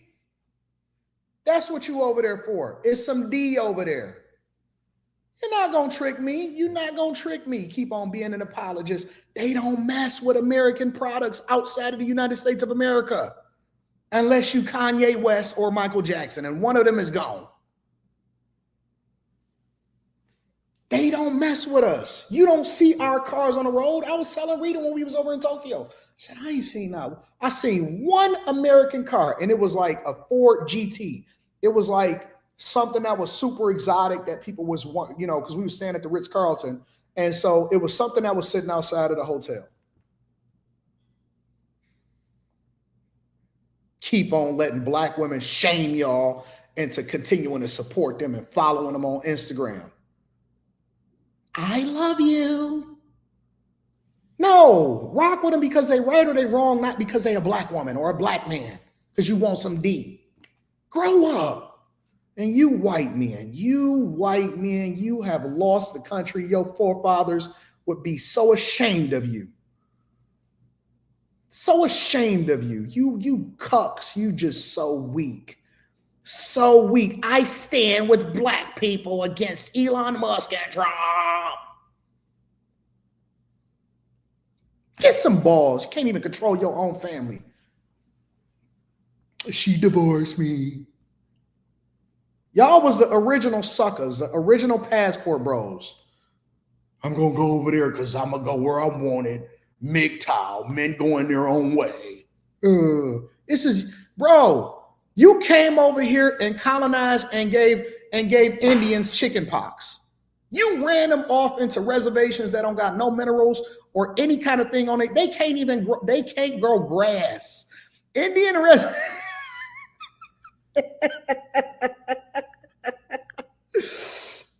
reservations can't even grow grass.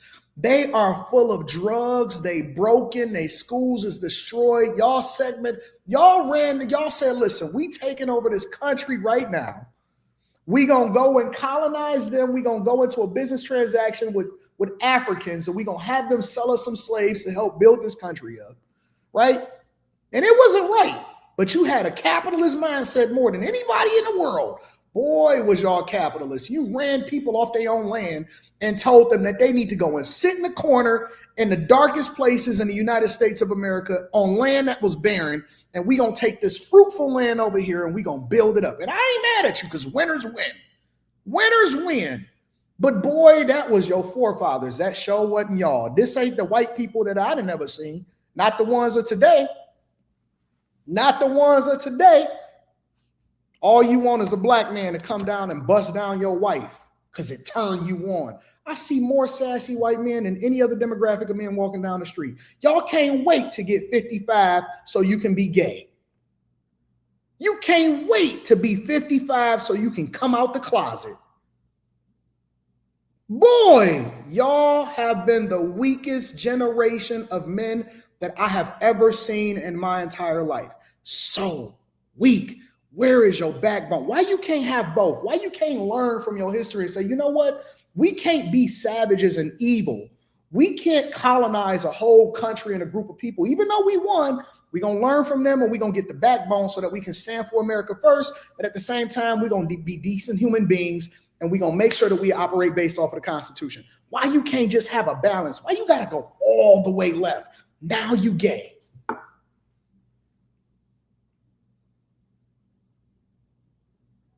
You can't have a healthy balance. You got to overcorrect. My forefathers was wrong. Black Lives Matter. Y'all was out there protesting. They don't mess with your products. They don't even like you. Listen, white people, listen, let me tell y'all something. I know that this is an uncomfortable truth. Everybody get this work. It's not just going to be black culture that's going to get this work. It's not just going to be this. Everybody going to get this work. You are not absolved from getting this work. Let me help you to understand something. Y'all broke.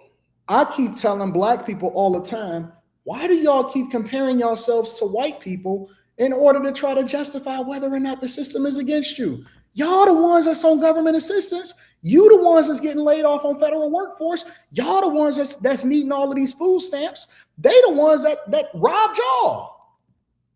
Boy, have the tables have turned. Where is your backbone? They have taken everything from you. Everything that your forefathers stole over here, they took it back. Y'all the ones that's poor. Y'all the ones that's all on the government food stamps. White men, it is so unpopular to be a white man right now. Ain't that crazy in the United States of America? Your wives don't like you. They like us. Your wives don't like you. They like us. And society don't even want to give you jobs. Trump came through and said, all right, so listen, we just going to go ahead and reset. No more diversity, equity, and inclusion. Everything going to be based off of merit. If you can win, if you can get the job, if you can do the job, if you can take care of business, if white men can dunk, then they're going to be in the NBA. Boom. And you know what you said? Oh my God, I want to protest against you. You the ones that's become feminists. What you gonna do? You can't come for me. I'm richer than you. I'm better than you. I'm faster than you. And your wife want me. So at some point, you're going to have to get back out of the mud and say, you know what? I don't want to be poor anymore. I don't want to be a second-class citizen in a country that I've colonized. I don't want to be against American values, because we have to make sure that we do the thing that's in the best interest of everybody here, because we all we got. What you gonna do?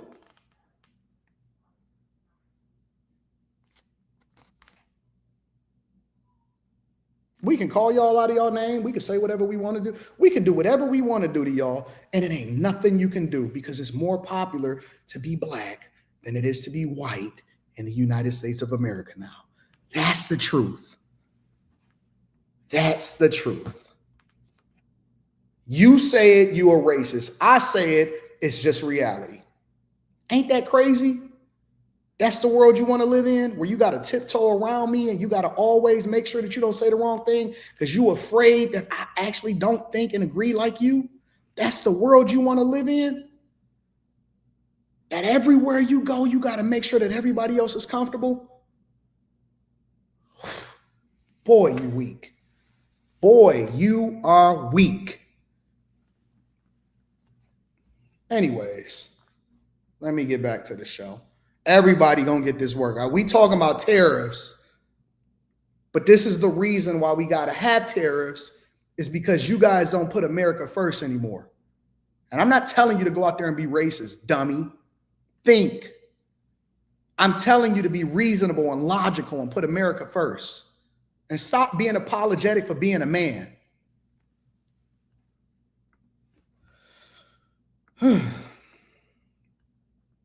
Anyways,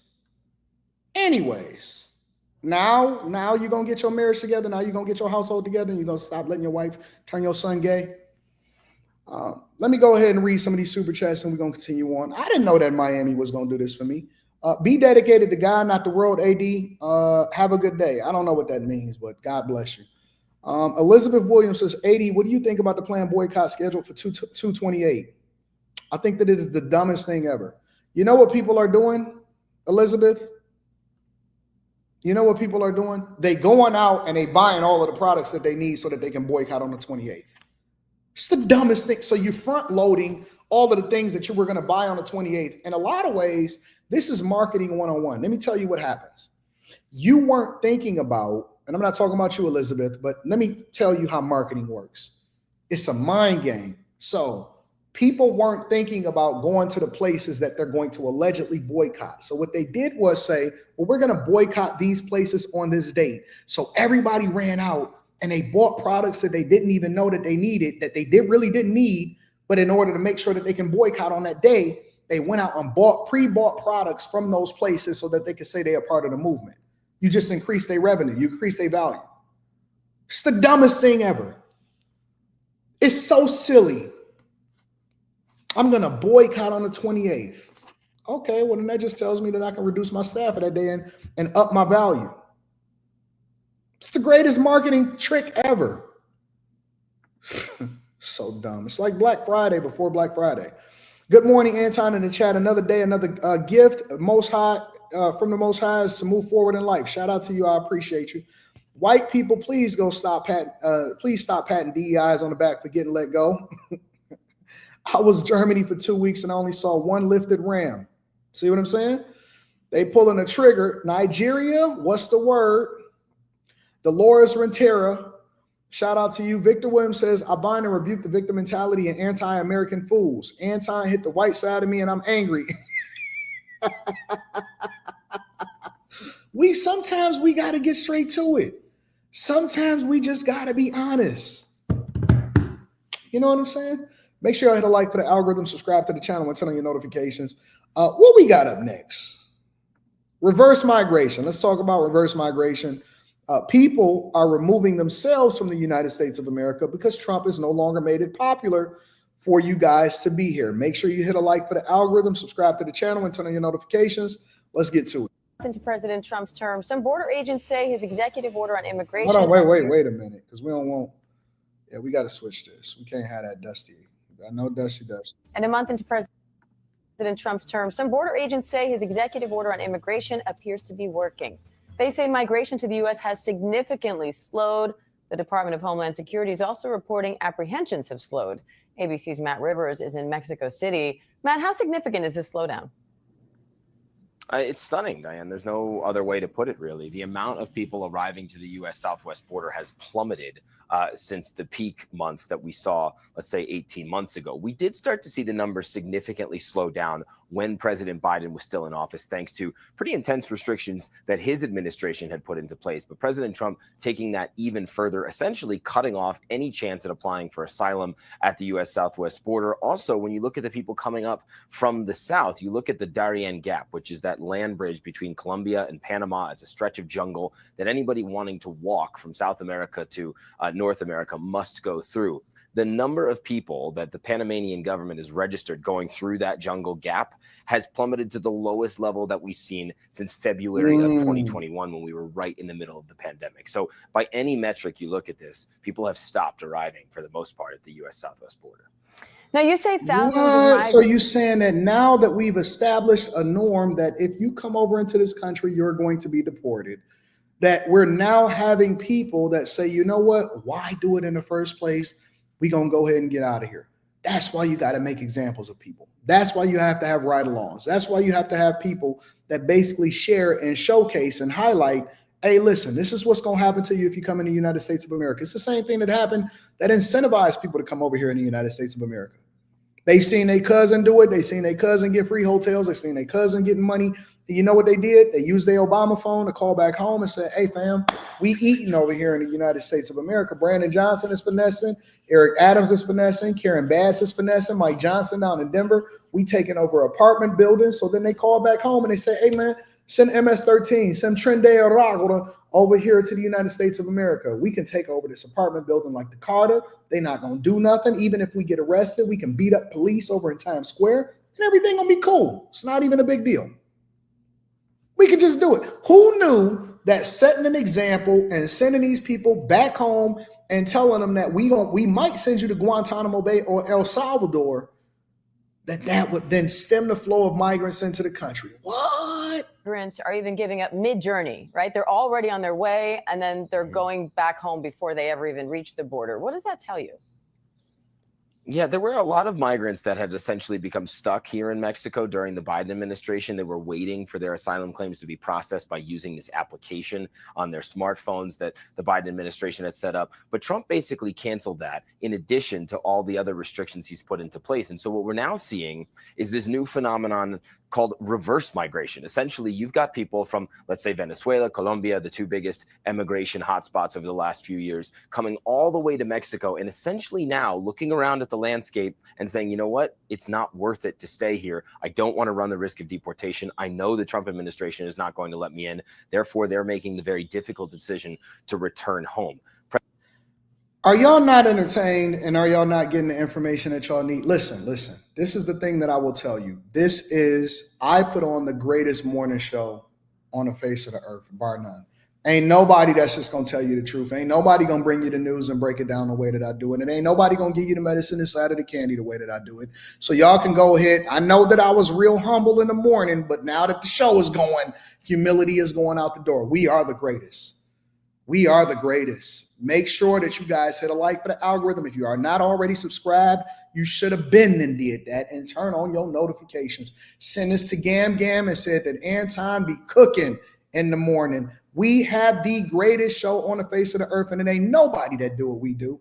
They all trying to fit in and do what they.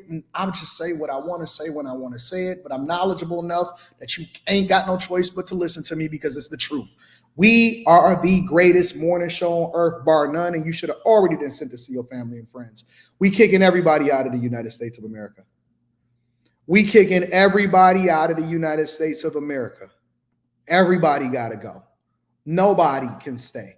Matter of fact, it's a Honduran woman, a woman straight from Honduras, says she's voluntarily leaving the United States of America because her husband got detained by ICE. So that means that she's going to take Tom Homan and Trump's advice. The whole family can go. We don't have to divide the family. You can make the decision that you want to go with the family. Check it out. This is what she said. Update to a story we first brought to you over the weekend. A Honduran woman and her 5 children will voluntarily leave the country after her husband was arrested and detained by ICE agents in Houston, despite not having a criminal record. 526's Jonathan Mejia catching up with the woman and her attorney ahead of their immigration court hearing. I'm a bit nervous and scared because of the situation with my 2 youngest daughters' documentation, but I'm trusting in God, and with his help, we're going to get through this. Angelica Castillo is a Honduran native that arrived to the United States 7 months ago with her 5 children and husband. All was going well until last month. Her husband was arrested and detained by ICE despite not having a criminal record.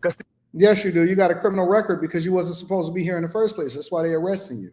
And check this out. This is the good part about it. I'm still trying to figure out. I ordered DoorDash last night. I ain't gonna lie. I cheated. I was supposed to be on a workout meal. I was supposed to be on top of things. I said that I wasn't gonna eat after I got off of the plane, but I ordered some DoorDash because I got a restaurant that I love down here. And they do late night DoorDashes. They got these rolls. Rita, can you do me a favor? Can you grab me them rolls out of the refrigerator? They got these rolls that they have. They got them chicken wings too. It'd be slap. They got these wings, they got these garlic wings, and these rolls. These rolls, they are undeniably good. Where's Anton going with this? Give me my rolls. You see that when you get a box and it got this on the front of it, it got some stuff pouring out the front of it, you know it's good because the seasoning is pouring out. The juices is still on it. They got these rolls, man. They so good. They like garlic knots. These rolls right here are incredible. Incredible. I said, oh my God. They are still open. I have to get some. That's all right. We'll start our diet back. We'll get back on our diet when we get back to the city. Let me tell you something. The point of this story is this. I ordered my DoorDash, and the guy couldn't find my building because there's a whole bunch of buildings around here. I already showed y'all that. It's a whole bunch of buildings around here. It's a whole lot of buildings, all right? Ordered my DoorDash. He said, I got to get out because he called me on the phone. And you know how they text you on DoorDash and it'll tell you that they actually got Spanish, but it translates it automatically. So when he called, he said, I get building. This is what he said to me. He said, building. I confused, building. Now I'm looking at him on my DoorDash and I'm standing outside of my building and I'm looking at him across the street and I'm just staring at him because he don't know that I'm me because I got a fake name and he don't see a profile picture or anything like that. But Mateus, his name, I think it was Mateus, he's sitting over there bidding. He don't even speak English. He don't speak no English. No English at all. I should have paid him in pesos. The point of this story is, Sean, listen to me, roll with me, Sean. The point of this story is this. How are you over here for an extended period of time and you don't speak the language? When I come down here in Miami, and this is one of the gripes that I have with Miami, shout out to Miami, I love this place. One of the gripes that I have in Miami is that in order for you to really even thrive here, to exist, to really get the full experience, you got to learn Spanish. Oh, no. They don't have to learn English. You have to learn Spanish. Bidding. I said, bidding? What are you saying? I speak Americanese. Nope, not English. I speak American. Bidding. I said, hey, Mateus. And y'all keep telling me, Anton, when you say George, the J is silent. It's Jorge. No, dog. It's George. Just because you want to spell it differently and then you want to tell me to pronounce it different, I'm going to pronounce it the way that I'm reading it on the paper. It say George to me. You keep saying Jorge. How you don't speak American? Huh? Talking about beauty. Man, get my food over here before it get cold. Gave him his tip. Gave him an extra tip. I always do an extra tip. Gave him his extra tip and went from there. These people is in this country and they don't even make no effort to try to learn the language. They just do what they want to do. Castilla was able to talk with her husband before her immigration court hearing. I'm happy because I was able to see him and see that he's doing well. He says others have been deported, but he's still detained. He says he gets impatient because he wants to be with his family and see his daughters. Anxious and nervous, Castillo stood before an immigration judge with her attorney, Silvia Mintz. Castillo had already decided that she wanted to leave the country and self-deport, and the judge granted her wish.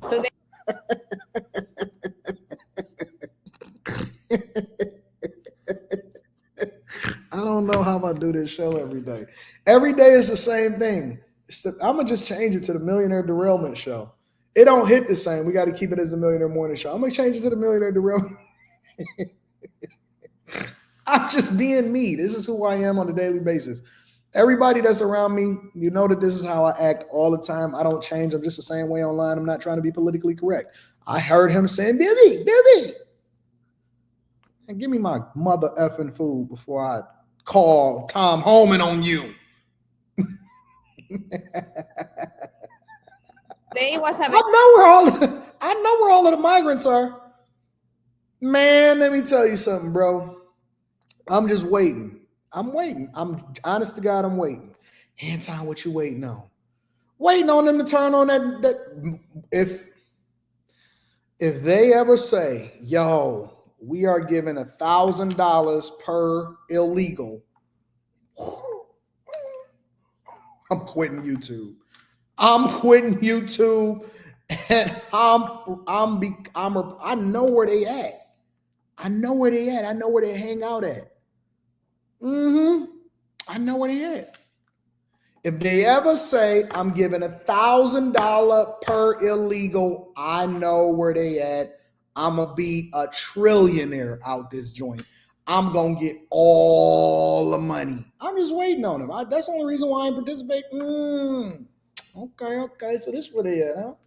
This where y'all hang out at? Gracias. Eba, ese. I'm playing along. I'm playing along. Watch when they put that $1,000 bounty. Everybody going home. Everybody. Right now I need my DoorDash, so I'm just gonna continue to play the game. Because I don't get no pay. I don't get no paper for that. But when they start issuing that paper, going on a plane. Manatees or whatever his name is. Manatees, you going on a plane, buddy. Yes, you are. Very important day because we were asking the judge to give us pre-conclusion voluntary departure, which means before we even have a hearing on the merits, she wants to leave. Minutes before her court hearing, her husband called her and told her he had finally signed documents to be deported. He will be flown to Honduras in 2 weeks. For Castillo, the judge gave her until June 26th to leave the country. Soon we will be reunited and give each other a big hug after going through all of this, because both of us and the kids have suffered during this time we've been separated. And I do not want to be here in this country if it's not with him and all of our kids. Angelica says she has no regrets but would not embark on the journey again. And her attorney advises undocumented immigrants to show Look at all of them kids. Look at all of them kids. Hey, listen. Do you know that we would have to take care of all of them kids if she didn't self-deport? They come over into this country, they bring their culture, they have all of their own kids. This is crazy. This is crazy. Look at America. Look at the fall of America.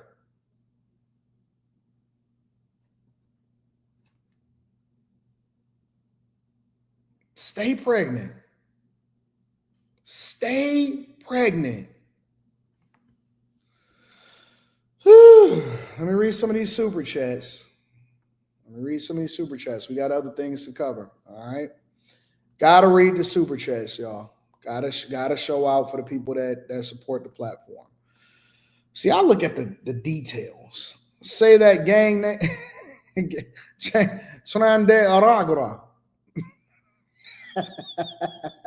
Reverse. Cha-cha real smooth. That. Turn it out. To the left. Take it back now, y'all. 3 hops this time. 3 hops this time. Slide to the left. Slide to the right. Crisscross. Everybody back your knee.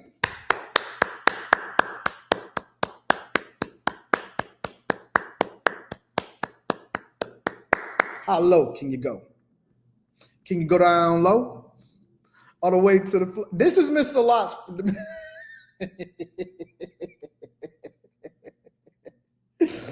This is Mr. Lot's fault. Mr. Lot sent that stupid super chat, and now we slide to the left, slide to the right, crisscross, crisscross. This is all your fault, Mr. Lot. This is your fault. AD, you're allowed a cheat day. Oh no, we about to have a cheat week with these right here. With these.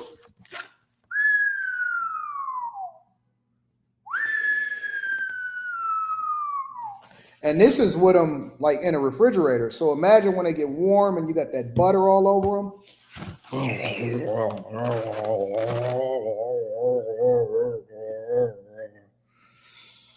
Woo! Appreciate you too, Mary Martin. Thank you for rocking out with us. High Tolerance says MIA along with Texas need to focus spots on the ICE hit list. I love MIA, but the entitlement displayed is blatant. On another note, hit up the Sylvester. You enjoy the vibe. Interesting. AD, I'm not speaking no American. I'm gonna speak Jamaican, and you better understand it too. We gotta speak American. We are the greatest, says Dolores. Next on Anton the Illegal Immigrant Tracker, airing Wednesdays at 8 p.m. You know it's coming. You know it's coming. We hunt down anybody that's not supposed to be here. All right, let's continue. So, what do we have next? Oh, Floyd Mayweather. Floyd, a longtime Trump supporter, pulled up on Fox News to speak about Donald Trump, and he made a very, very, very, very bold statement about Trump. And I think that you guys would want to hear it. I only seen part of it. I said, we got to share this on the Millionaire Morning Show. A lot of people think that Floyd can't say what he want to say when he want to say it. Okay, well, this is what Floyd said. So my next guest is arguably the best professional boxer in history, or certainly the most financially successful boxer. Retiring with a 15-0 pro record, he has taken the world of business by storm with that same singular focus and drive. Joining me now, boxing legend and one of one premier nutritional supplements founder, Floyd Money Mayweather. All right, Floyd, it's great seeing you, my man. You know, I interviewed you 10 years ago before your last fight, and we played a short clip of it, and you said, listen, I enjoy being a villain. Here's the thing. You crafted a persona, and you used it for success in the ring. You've used it for success out of the ring, and I saw this interview in Forbes where you talked about the things that it takes to be successful, and it's still working for you. I had a great team, just doing my homework, took my time, very, very smart. And I'm saying I wasn't the only one that was smart. Right. I chose smart people to be around me, very intelligent people to be around me. And I didn't do it by myself. You didn't do it by yourself, but you did have things like discipline.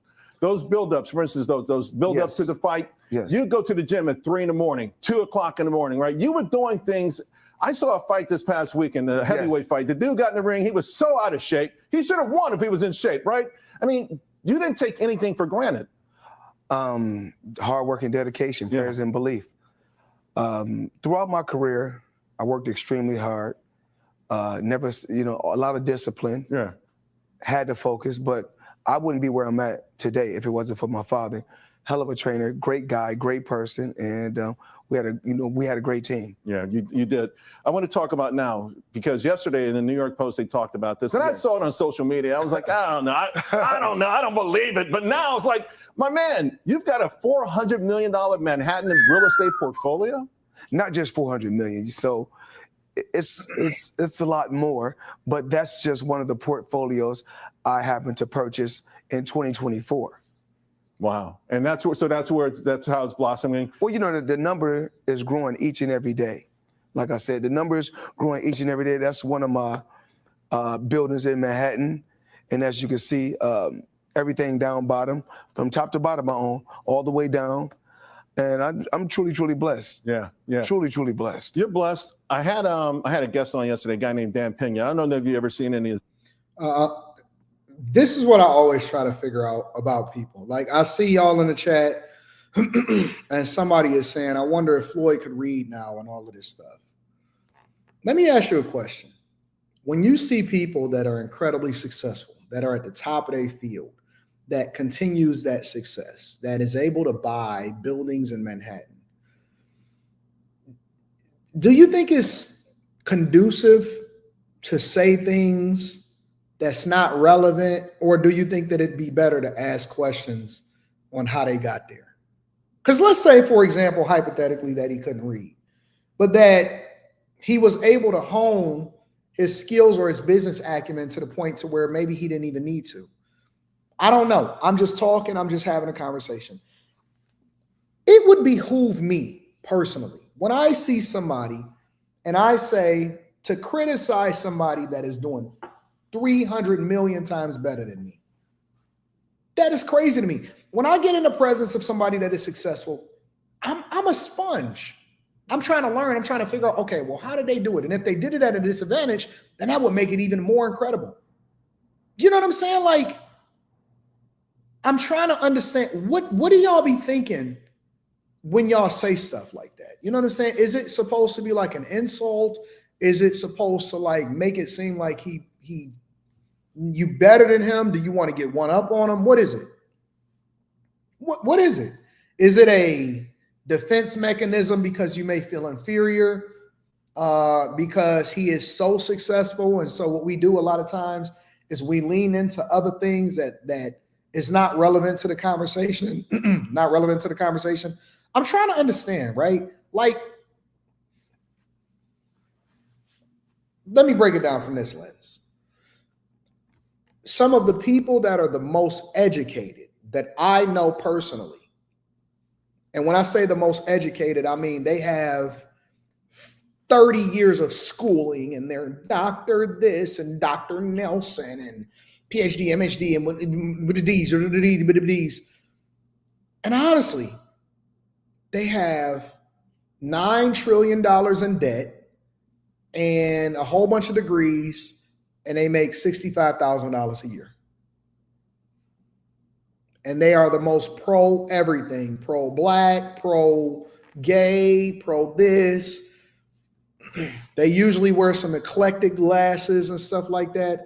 Honestly, some of the most educated, and I'm not saying that education is bad. What I am saying is, I don't care if it doesn't translate into success. You could be, if you have an education or whatever, and it actually, it was useful for you to be able to get to a higher level and that success is translating, I'm going. I want to know how you was able to leverage it.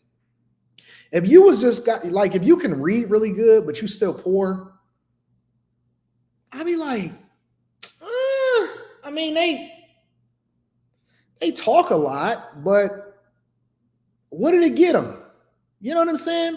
I'd rather listen to the guy that can't read that's worth $1 billion than the person that has all of the degrees in the world and they can do all of the reading and they can speed read and they ain't got 2 pennies to their name and they got a negative net worth because they can't even pay their student loans and they getting laid off from the federal government. That's just me. Somebody said middle class is poor. No, making $65,000 is not poor, but making $65,000 when you got $250,000 in student loans is poor. That means that you are in the negative. That means you're poor. Come on. Speed up. Catch up with me.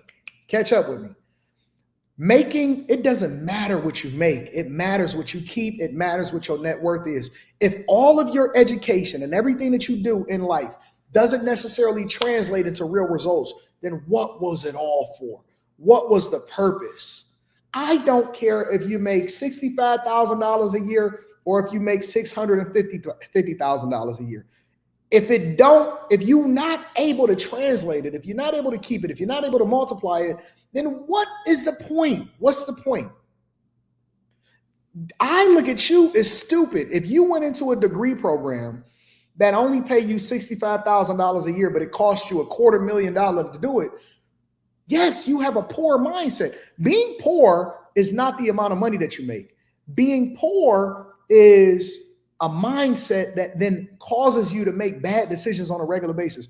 Why would you go into a degree field that is going to cost you $250,000 and probably over the life of the student loan, probably closer to $1 million after you get done paying it, or maybe you never pay it and you die broke? Why would you go into a degree field that's only going to pay you $65,000, $70,000 if it's going to cost you $100,000, $200,000 to do it? I look at you as you're dumb. You're poor. You have a poor mindset. Versus the dude that didn't have to do that, but he worth $1 billion. It's a no-brainer to me, but maybe because I'm a C student, I don't know. So you can take your degrees. If it doesn't translate anything, it doesn't mean anything to me. His videos. Yes. He's pretty brash, dude, right? Okay. And many people say you're brash. And I wanted to ask you said I'm out of touch. Hold on, let me get to Floyd. What am I out of touch with? Tracy, what am I out of touch with? Tell me what I'm out of touch with. Tracy said, Anton is so out of touch. What am I out of touch with? Tell me. I'll come back to you. I want to see what you got to say about that. I love interacting with you. As a budding Manhattan real estate mogul, about another Manhattan real estate mogul, a guy named Donald Trump. What do you think about the way he's going at it? Like the way he's going, he had a great press conference today, his first cabinet meeting. And his management style, the way he's going at this. What are your thoughts on the way this administration is trying to reinvigorate the country? Well, the world, I'm saying in America, we're never happy. At least I'm happy, but we're never happy. Well, we had Trump before. We didn't appreciate him, but I think Trump is a great president. Actually, he's the best president in my eyes. He's the best president we ever had. Great business, great. No.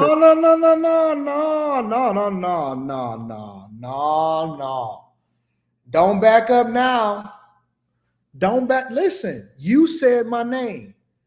You said you wanted me to see it. You said, Anton, you're out of touch. Don't say, oh no, you got it now. No, don't do that, Tracy. Don't do it. Don't run from me. Don't you run from me. What am I out of touch with? It's a simple question. What am I out of touch with? Don't you got it? No, you got it. Tell me how I'm out of touch. Tell me how I'm out of touch. I want to know. What am I out of touch with? Is it my shirt? Is it because I got my name on my shirt? Is it because I can take a flight anytime I want to? What am I out of touch with? Don't you got me? And don't not type now. Don't not type now.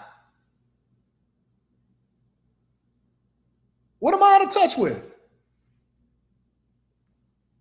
I'm on you. I'm on you today. I got new energy now. Businessman, and that's what it's about. Yeah, and the way today's cabinet thing, you probably went around here. It was really phenomenal. To the point you talked about, team, putting together a great team. Yes, put together a fantastic cabinet. Trump has done an amazing job, and a lot of. All right, so Tracy says, Anton, you are out of touch with the struggles of the average person because you are rich. What? I grew up in Detroit. Because you're rich, you're out of touch. It's not because of what I'm saying that's wrong, it's because I'm rich. So me saying that you being overly educated but don't have no money is me being out of touch.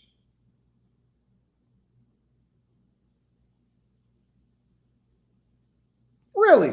You think so? I would say that I probably got a better pulse on what's going on in the streets than you. That I'm outside, in the words of my girl Molly, touching grass, that I actually interact with people. See, let me tell you one of the reasons why I never lose touch, no matter how much my net worth is. is because I'm the person that have to pay the salaries. You know what was so funny to me? Shout out to Floyd. Shout out to Floyd. He did his thing, whatever, blah, blah, blah, blah, blah. You know what's so funny to me? Remember, y'all, I don't know if y'all remember this. I don't know if y'all remember this because I actually had made a job offer to people on this platform. Remember that just a few months ago, before Trump took office and everybody started getting laid off. And I remember the comments in that video because I clipped it up and I made it available to people. And in the comments, people sat there and told me, Anton, you paying, what was it, 109? It was the base salary was $108,000. It was a car that came with it. You get all of the free computers and all of this other type of stuff. And I was offering $108,000 to start off with, right? Because I thought that that was pretty generous. And people said, Anton, we not doing all of the what you asked us to do for a job. And that's too low. Guess what? I can get y'all to do that job for 75% on the dollar now. Because it's layoffs now. The market conditions changed. I was saying that people were out of touch, saying that me offering a $100,000 plus job was out of touch. I said, what is going on? Did I miss something? Did I miss something? Or did we? Because I'm in the streets and I talk to people and I help the homeless and I pay salaries and I actually take care of my whole community. How am I out of touch when I'm the person writing the checks? How am I out of touch when I'm the person in the streets? Yo, you know how I really know I'm not out of touch? Because I work harder than you. Because I understand what it means to go broke. Because I'm from Detroit. Inner city. Listen, I'm not going to jump on the struggle bus with y'all, but y'all out of touch. Y'all are absolutely 100% out of touch. And shout out to Floyd. Let me go back to Floyd real quick because I want to get him and his take on Trump. It was really phenomenal. To the point you talked about, team, putting together a great team. Yes. Put together a fantastic cabinet. Trump has done an amazing job. And a lot of people around America are upset. But no matter who goes in the White House, we're always upset. Right, right. And I think Trump is the man for the job. He's the best president in my eyes. I also been reading a lot about your philanthropic stuff, right? The fires in California. You know, I'm seeing a lot of clips across the internet of people being mad at Floyd for saying that Trump is the greatest president and that he's a great man and that he's put together a phenomenal cabinet and all of that. Floyd is right. Floyd is absolutely right. And Floyd is just one of the rare celebrities that actually got the balls to say it because he's not worried about what the sentiment of the people is going to be. He just knows that what he says is right, and it doesn't matter on making sure that they try to appeal to your side. It's kind of remind me of Tracy that just said that. Tracy wants me to appeal to her dusty side. It's the truth. Tracy wants me to dumb down my opinion or my takes so that it makes her feel good, so I feel more in touch with the people. And instead of her being more in touch with what I'm saying, she wants me to be able to relate to you guys so that the message hits more. It's not for the person that is less successful than the person that's communicating. It's not for me to try to resonate more with you. It's more for you to try to resonate with me. Tracy, your best bet would be to try to better understand how I was able to get out of the hood and then exceed past just being a regular everyday person instead of me trying to relate to you to make you feel better about your circumstance. If you dusty, just say that you dusty. If you dusty, just say that you dusty. Real talk. And I'm not saying that you are dusty, but just call it out. You know, the first step to not being dusty is to admit that you're dusty. Hi, my name is Tracy and I'm a dusty. Oh, you thought that only men could be dusty. It's women too. It's a lot of women. They out here struggling. And I'm not here to try to berate you or try to make you feel less than, but you got to admit your circumstance. Hey, Anton, I made some bad decisions. I went and got some diversity, equity, and inclusion degrees. I got an underwater basket weaving degree. I'm not doing well in life. I was a diversity, equity, and inclusion hire. And now I think that you're out of touch with reality because you can't relate to my situation. You got dog right. I can't relate to your situation because I was never going to waste my time doing something that wasn't going to be fruitful. Honest to God. And you got a lot of options. You can latch on to a great man that's similar to me that would help your situation out, right? Make sure that you're not a part of this 93% of women that voted for Kamala Harris, because that shows me that you dusty right there. All right? You got to humble yourself instead of speaking to me. Listen, I don't listen to women. I don't look to women to tell me what to do as a leadership thing. Don't you know that about me? Tracy, you've been watching this long enough to know that Anton from AntonDaniels.com, I don't care what women say to me when they're trying to give me instruction on how to move. I don't look to women for leadership. I don't believe that women should be in leadership positions. That is the honest to God truth. Tracy, your best bet, and I love you, baby. I love you. And this is the reason why I'm having this intervention with you. Your best bet is to shut up and listen.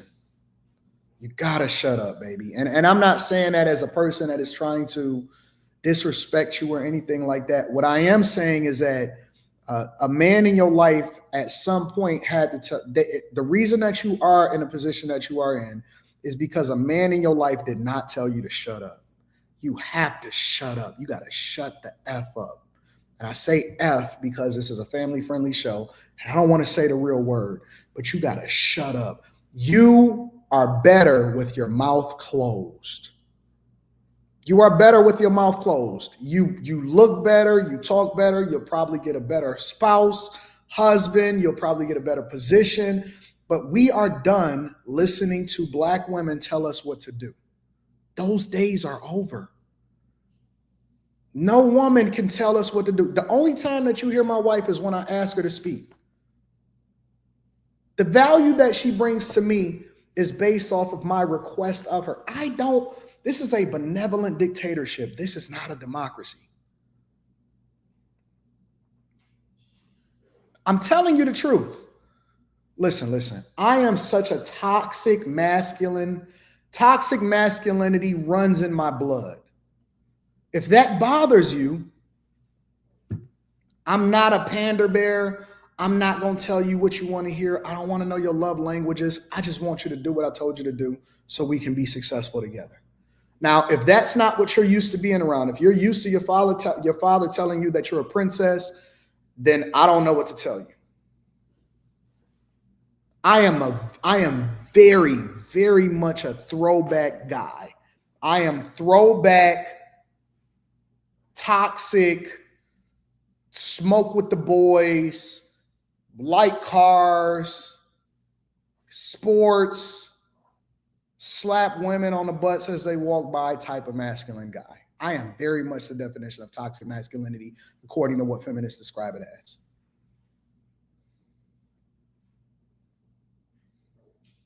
I am one of the most toxic masculinity guys ever.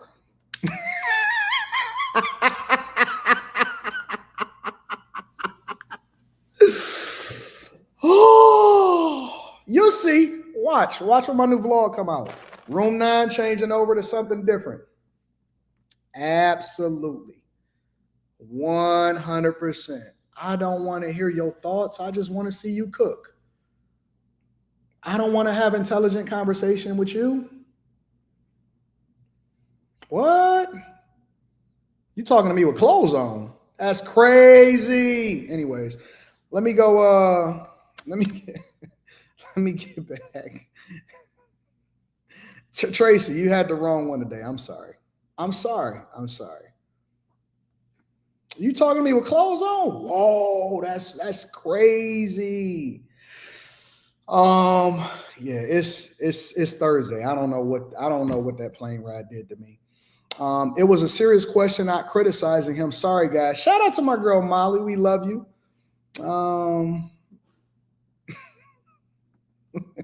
We love our Molly. Y'all can see Molly tonight on After Hours.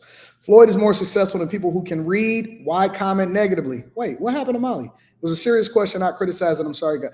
Oh, Molly, you said can he read? What? Shout out to Skinny Swag. I appreciate you.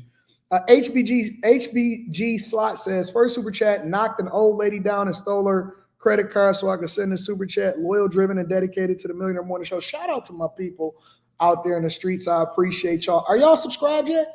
Just stay out of reach before she pull up and headbutt you through the screen. So they're saying a rich person cannot become rich through struggle? They act like, I don't know. Imagine a job offer from a big-time YouTuber paying $100K a year to start, but you're out of touch, AD. Kick rocks, dust mites, get over here. Chasers, we up. Shout out to the bag chasers. Greco-Roman Association Language and History. I like that name. Keep coming with the wise business acumen. Great work. As my money increased and tax bracket changed, my way of thinking changed. Broke people don't know how to use money as a tool. Talk about it, Chantel. I agree. Chief Justice allows U.S. to continue to freeze on foreign aid payments. Yeah. J-Dub says, I wanted to bless the platform. Appreciative. Very, very appreciative. I wanted to bless the platform. I can't thank you enough for the value that you added into my life. I thank you too. And be toxic and masculine, J-Dubs. Say, man, completely off topic, but I recently realized I was a dusty. First way to change it is to admit it. And I am in the process of dusting off. What is the best and fastest way to fix credit? The best and the fastest way to fix credit is not to focus on credit, it's to focus on the debts. It's to focus on removing the rocks from your backpack so that you can climb. The credit will fix itself if you focus on getting your life together. Stop focusing on credit. The first way to get yourself out of a situation is not to worry about what you can buy on credit. I'm telling you the truth. Focus on getting rid of the debt and increasing your buying power. Basically, increasing the amount of money that you make. Not my husband telling me to shut up twice last night.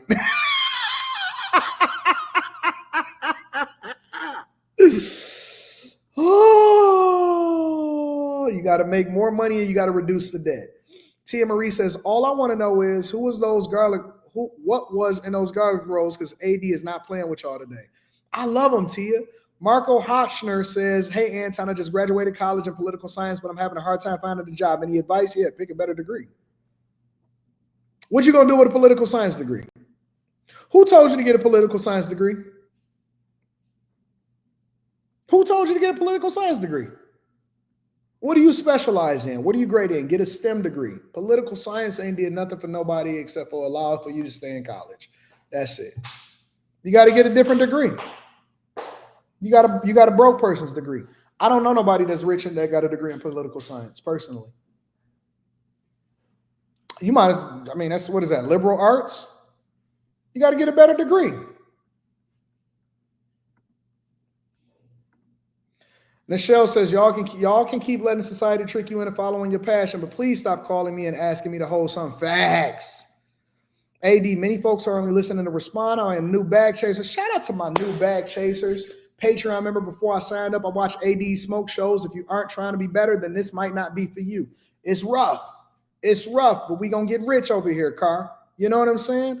Bill Nico says, Floyd's acquisition of $400 million real estate portfolio is highly impressive. Good show, AD. Toxic masculinity came about because women always got some kind of sideways to say about men and always trying to convince people that men are bad. That's why I want to embrace it even more. Tell her links in the bio, sign up to be a bag chaser. She know what it is. She see it spin to the top of the chat, Denise. She see it. And you know what? The people that really get it, they not offended by it because they understand that I'm actually doing it out of love because I love you. As a matter of fact, I got one more thing that I want to share with you guys. This is a guy that said that Trump laid him off. Okay. I thought that this would be interesting to review because I see so many women having videos talking about how they got laid off of the federal government or Trump laid them off and all of that. And so what I wanted to do was I wanted to switch it up a little bit, right? I want to find a man, and this just so happened to pop up on my algorithm. Maybe, YouTube is listening to me. I wanted to find a guy that says, hey, man, I got laid off by the federal government or Trump laid me off, and I finally found one. So I have not watched this video yet. And I figured that we can review it together. Make sure y'all hit a like for the algorithm, subscribe to the channel, and turn on your notifications. The name of this guy is, let me get his YouTube channel. Tehran. His name is Tehran, all right? 6,500 subscribers as of the review of this video. And we're going to get into it, all right? Let's rock. Off of my federal job. And I know if you're watching, probably you was laid off your federal job as well, or you just want to keep up with the news and see how people feel. Well, God has sent me to be the vessel to tell you all to keep going. Keep going. So listen, my story is a little weird. Last weekend, I actually flew out to Colorado with my family and I got married, right? I got married. The interesting part is this. I was watching the news as me and my wife was doing karaoke, something we never do. It was the first time. And I found out that I got fired. Even though I was getting married the next day. That's the wild part. I was getting married on Saturday and I found out I got fired on Friday. So, I was lost. I was confused. I was like, oh my gosh. Like, did Trump really just... Where you going? Going outside where? Let me see you. What you got on? Come on, stop acting like you're getting stuff out of your purse.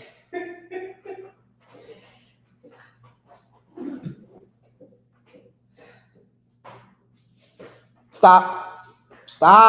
Go back up. Turn around. Let me see.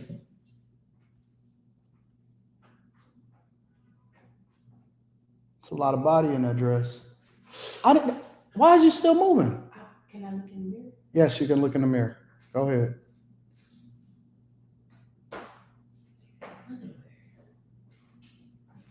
Make sure your fine mind's on. Why are you? No. Get out of my pockets. Give me my money. Give me my money.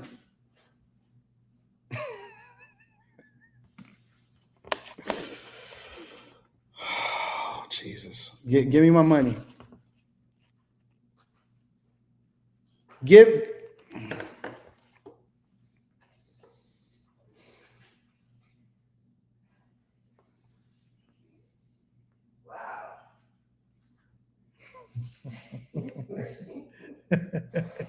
Wow.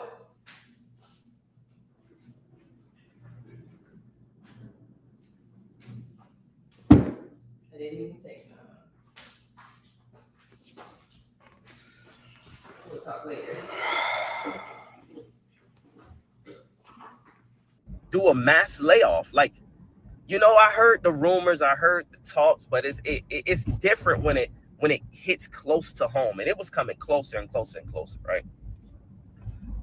So, I promised myself to remain strong, remain hopeful. Don't let anything steal the moment from me, because I was getting ready to marry my best friend, my beautiful wife. And we went into it with nothing but smiles. It was no thoughts. It was a beautiful moment, right? But I want to tell you who's watching this. Understand. Hold on, listen. I'm going to come back to you, Tehran, but I just got robbed.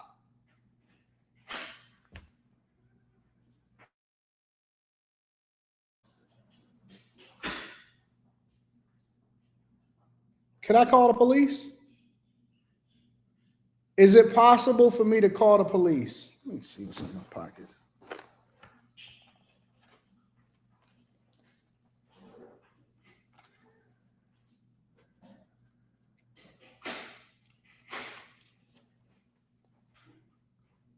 I tricked her. I tricked her this time, y'all. I tricked her this time. She got the wrong pocket. See, I put the dummy amount in the one pocket. She took that one, but she didn't get this pocket though. Yeah, I got a different pocket.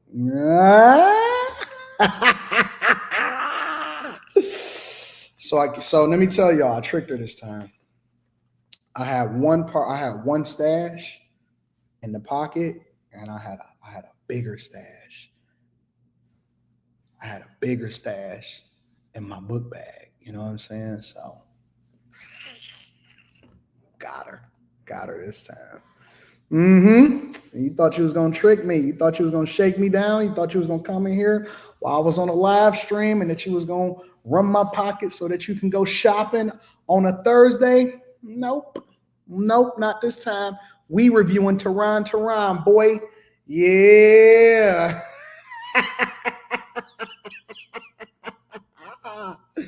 Got her with the dummy pocket. All right, we're gonna focus on Tehran, y'all. Let's focus. No more Millionaire Derailment Show. Let's focus. That God has a plan, and I need you to understand this. God has a plan for your life, and he will not fail you. He has not failed you yet. He is not planning on failing you. Remember, through tough times, in these times, you are building endurance. Build a personal relationship with God and let go. I'm telling you now, there's no level of stress. There's no level of frustration. None of these things is going to help you get to your next season. So you need to find a way to let it go. I know it's easier said than done. Trust me. I know, but you have to believe in God and trust the process. Understand, God is doing a new thing. God is doing a new thing for America. God is doing a new thing for this nation. Understand that. We may not understand what's going on behind the scenes, but a president plays a key role. Don't be mad. Don't be upset with man, because you have to understand before anything happens or take place with man, it has to take place spiritually. Understand, a new thing is happening. A new season is coming. Understand, a rebirth is coming. And it's also coming for you because you are a part of the process. Excuse me, I'm a little still under the weather, but never in a million years would I have imagined me being fired by a president of the United States of America. But let me tell you what's so interesting about this. Before I was laid off, God came to me and he spoke to me. He spoke to me something that it was so clear. And he told me, before you started this job, you did not have a job. And I couldn't understand it, but I did. And I definitely understand now. He also spoke to me and told me, what I would like you to focus on is your ministry. Your ministry. One way or another, I will get you to focus on this. Even if that takes me shaking up your world, I will get you to focus on this. And sure enough, here we go. I get laid off. And you got to understand, God is such a powerful God because he will use one situation to bless 1 million people. He will use one situation to bless 1 million people and send people in their God-given directions. Yo, let me tell you something, bro. I'm so used to getting videos with people that are dusty or that got a dusty mentality and got a dusty mindset that it's so refreshing and surprising to see when a person has the right mindset and, you know, is willing to communicate it to the general public. We only see the duress a lot of times. So when people send me videos or if something pop up on my algorithm, it's so weird to see somebody that is positive. I haven't seen anybody that actually looked at it the right way, that look at layoffs or circumstances happening in their life the right way. And probably about 7 months, there was one guy that I remember, it was a black guy that had a different disposition. I did a review video on him and he was basically saying, stop being lazy. I saved this amount of money in this amount of months. Some of you may remember it, maybe not. But the reason that I know that he's right in this situation, and the fact that he's not bitter means that he's probably going to be 10, 100 times more successful, is because it happened kind of sort of to me. At the time that it happened, I wasn't as wise as him at this time. And I don't know how old he is, but I was in my 20s. I think I was like 24, 25. Actually, I was 26 because I was having my daughter, 2008 crisis, and I was going through it. Fast forward to today, it was the best thing that ever happened to me was getting let go from that job at the steel mill, because it is a possibility. I always knew that I would be successful, but who's to say that I wouldn't still be there today? I don't know. The best thing that ever happened to me was putting me in an uncomfortable space, was letting me know. And I went through it.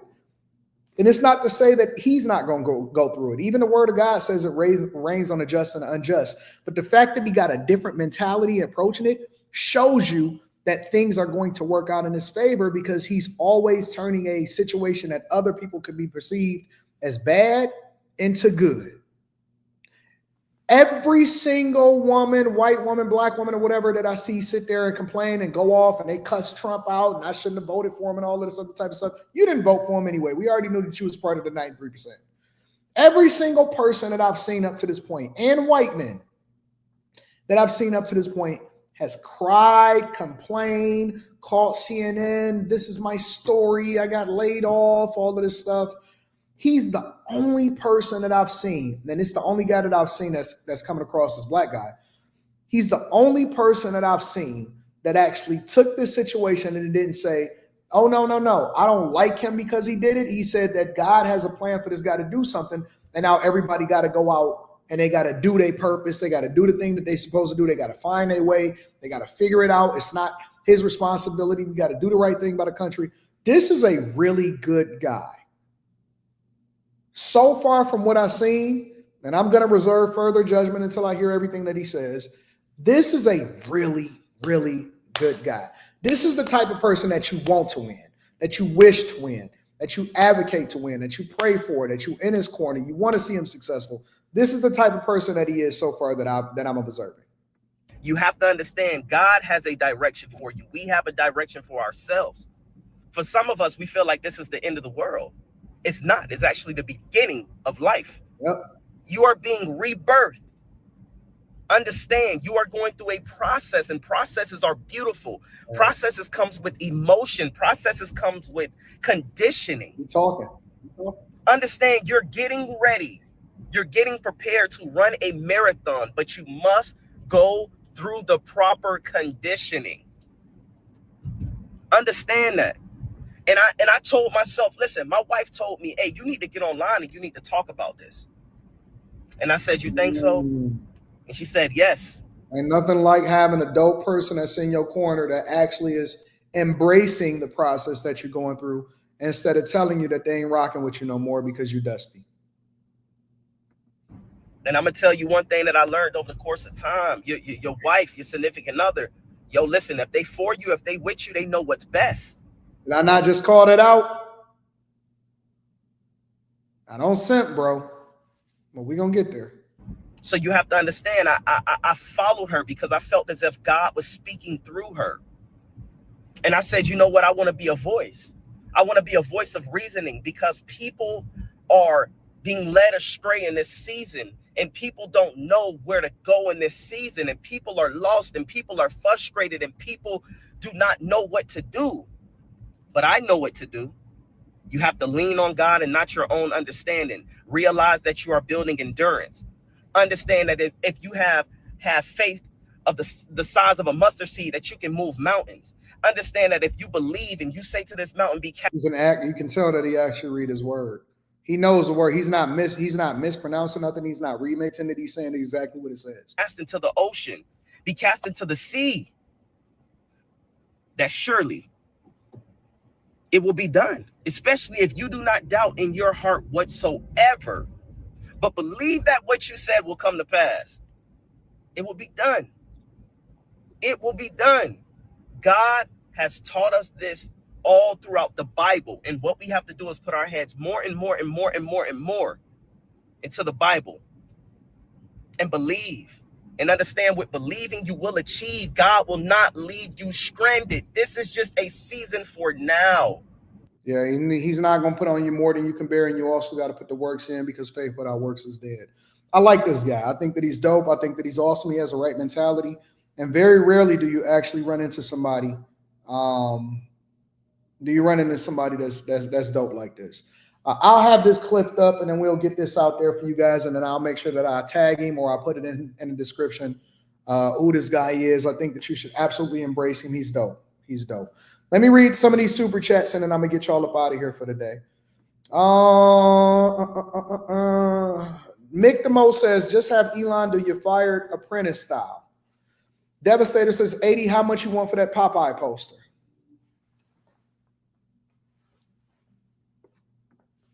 That ain't mine. Thank you, AD. I used to hate you, but you speak the truth and it opened my eyes. Joining the Bag Chasers on Saturday. Shout out to you, Say Main. Say Main. Shout out to you. As of yesterday, Trump laid off all CREO officers, civil rights, equal opportunity. It was a do-nothing department. I don't even know what that would mean. Not Big Dog getting shook down. Pull them binoculars out, Time Dog. Like the ninja dropping his chick off at work with all eyes in the rear view till she out of sight. President didn't fire him. America is on a financial diet. So you are doing your show in boxers? Absolutely. 100%. 1,000% I'm doing my show in boxers. Absolutely. I got a shirt on, some drawers, and then some boxers up under it. You don't even know if I'm telling the truth or not. You just got to assume that I'm either saying it for content or that I'm telling the truth. How do you know if I'm doing show in boxers? How do you know? How do you know that I'm doing my show in boxers?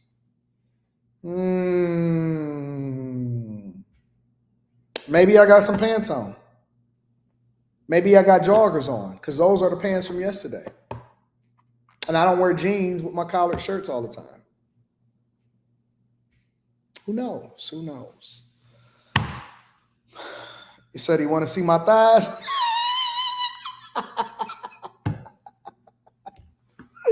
No, because listen. Let me tell y'all why I'm not going to show y'all if I got pants on or not. The reason that I'm not going to show you if I got pants on or not is because if I show you, okay, so if I stand up and I have pants on, then it takes away the mystery. If I stand up and I don't have pants on, then you guys are going to assume that every show that I do, I don't have pants on.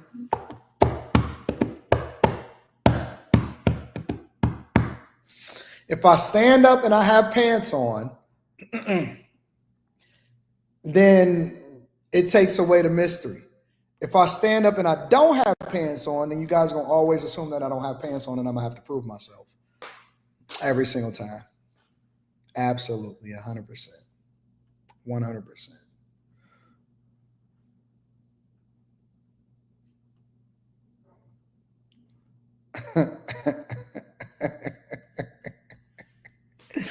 I almost want to just reveal. I want to reveal. It says, show my ankles. You still gonna know if I got pants on or not if I show my ankles.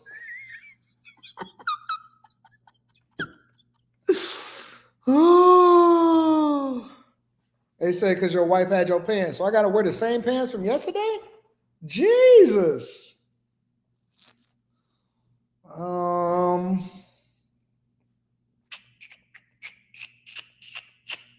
me think for a second. Let me read a couple more super chats. He'll said, I'm like, I want to send you a biblical documentary. What's your email? Anton Daniels 413@gmail.com.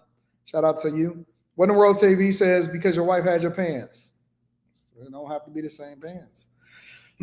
That graphic on the wall is a Jizz Bar or Alec Monopoly. Go look them up. All right, I'll check it out. Why do y'all want to see whether or not? Anton, let me find out you slanging in the chair.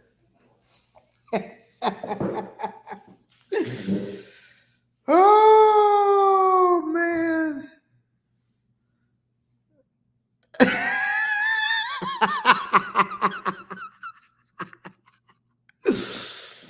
Oh man, shoot. I don't know what to do. What do I do, y'all? What do I do?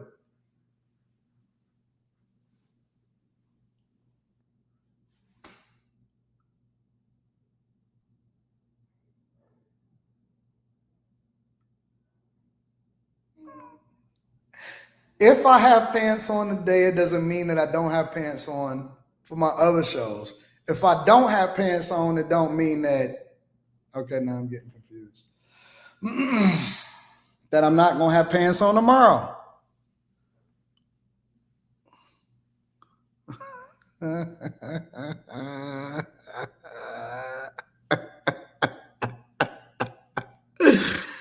Oh, man. You said slap my thighs? Slap my thighs? All right.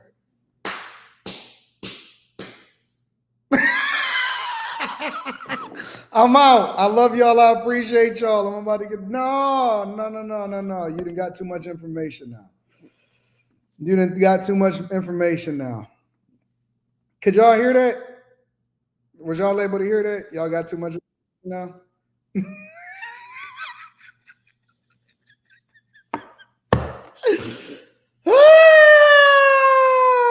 I'm out of here. I'll see y'all tonight on After Hours. Peace.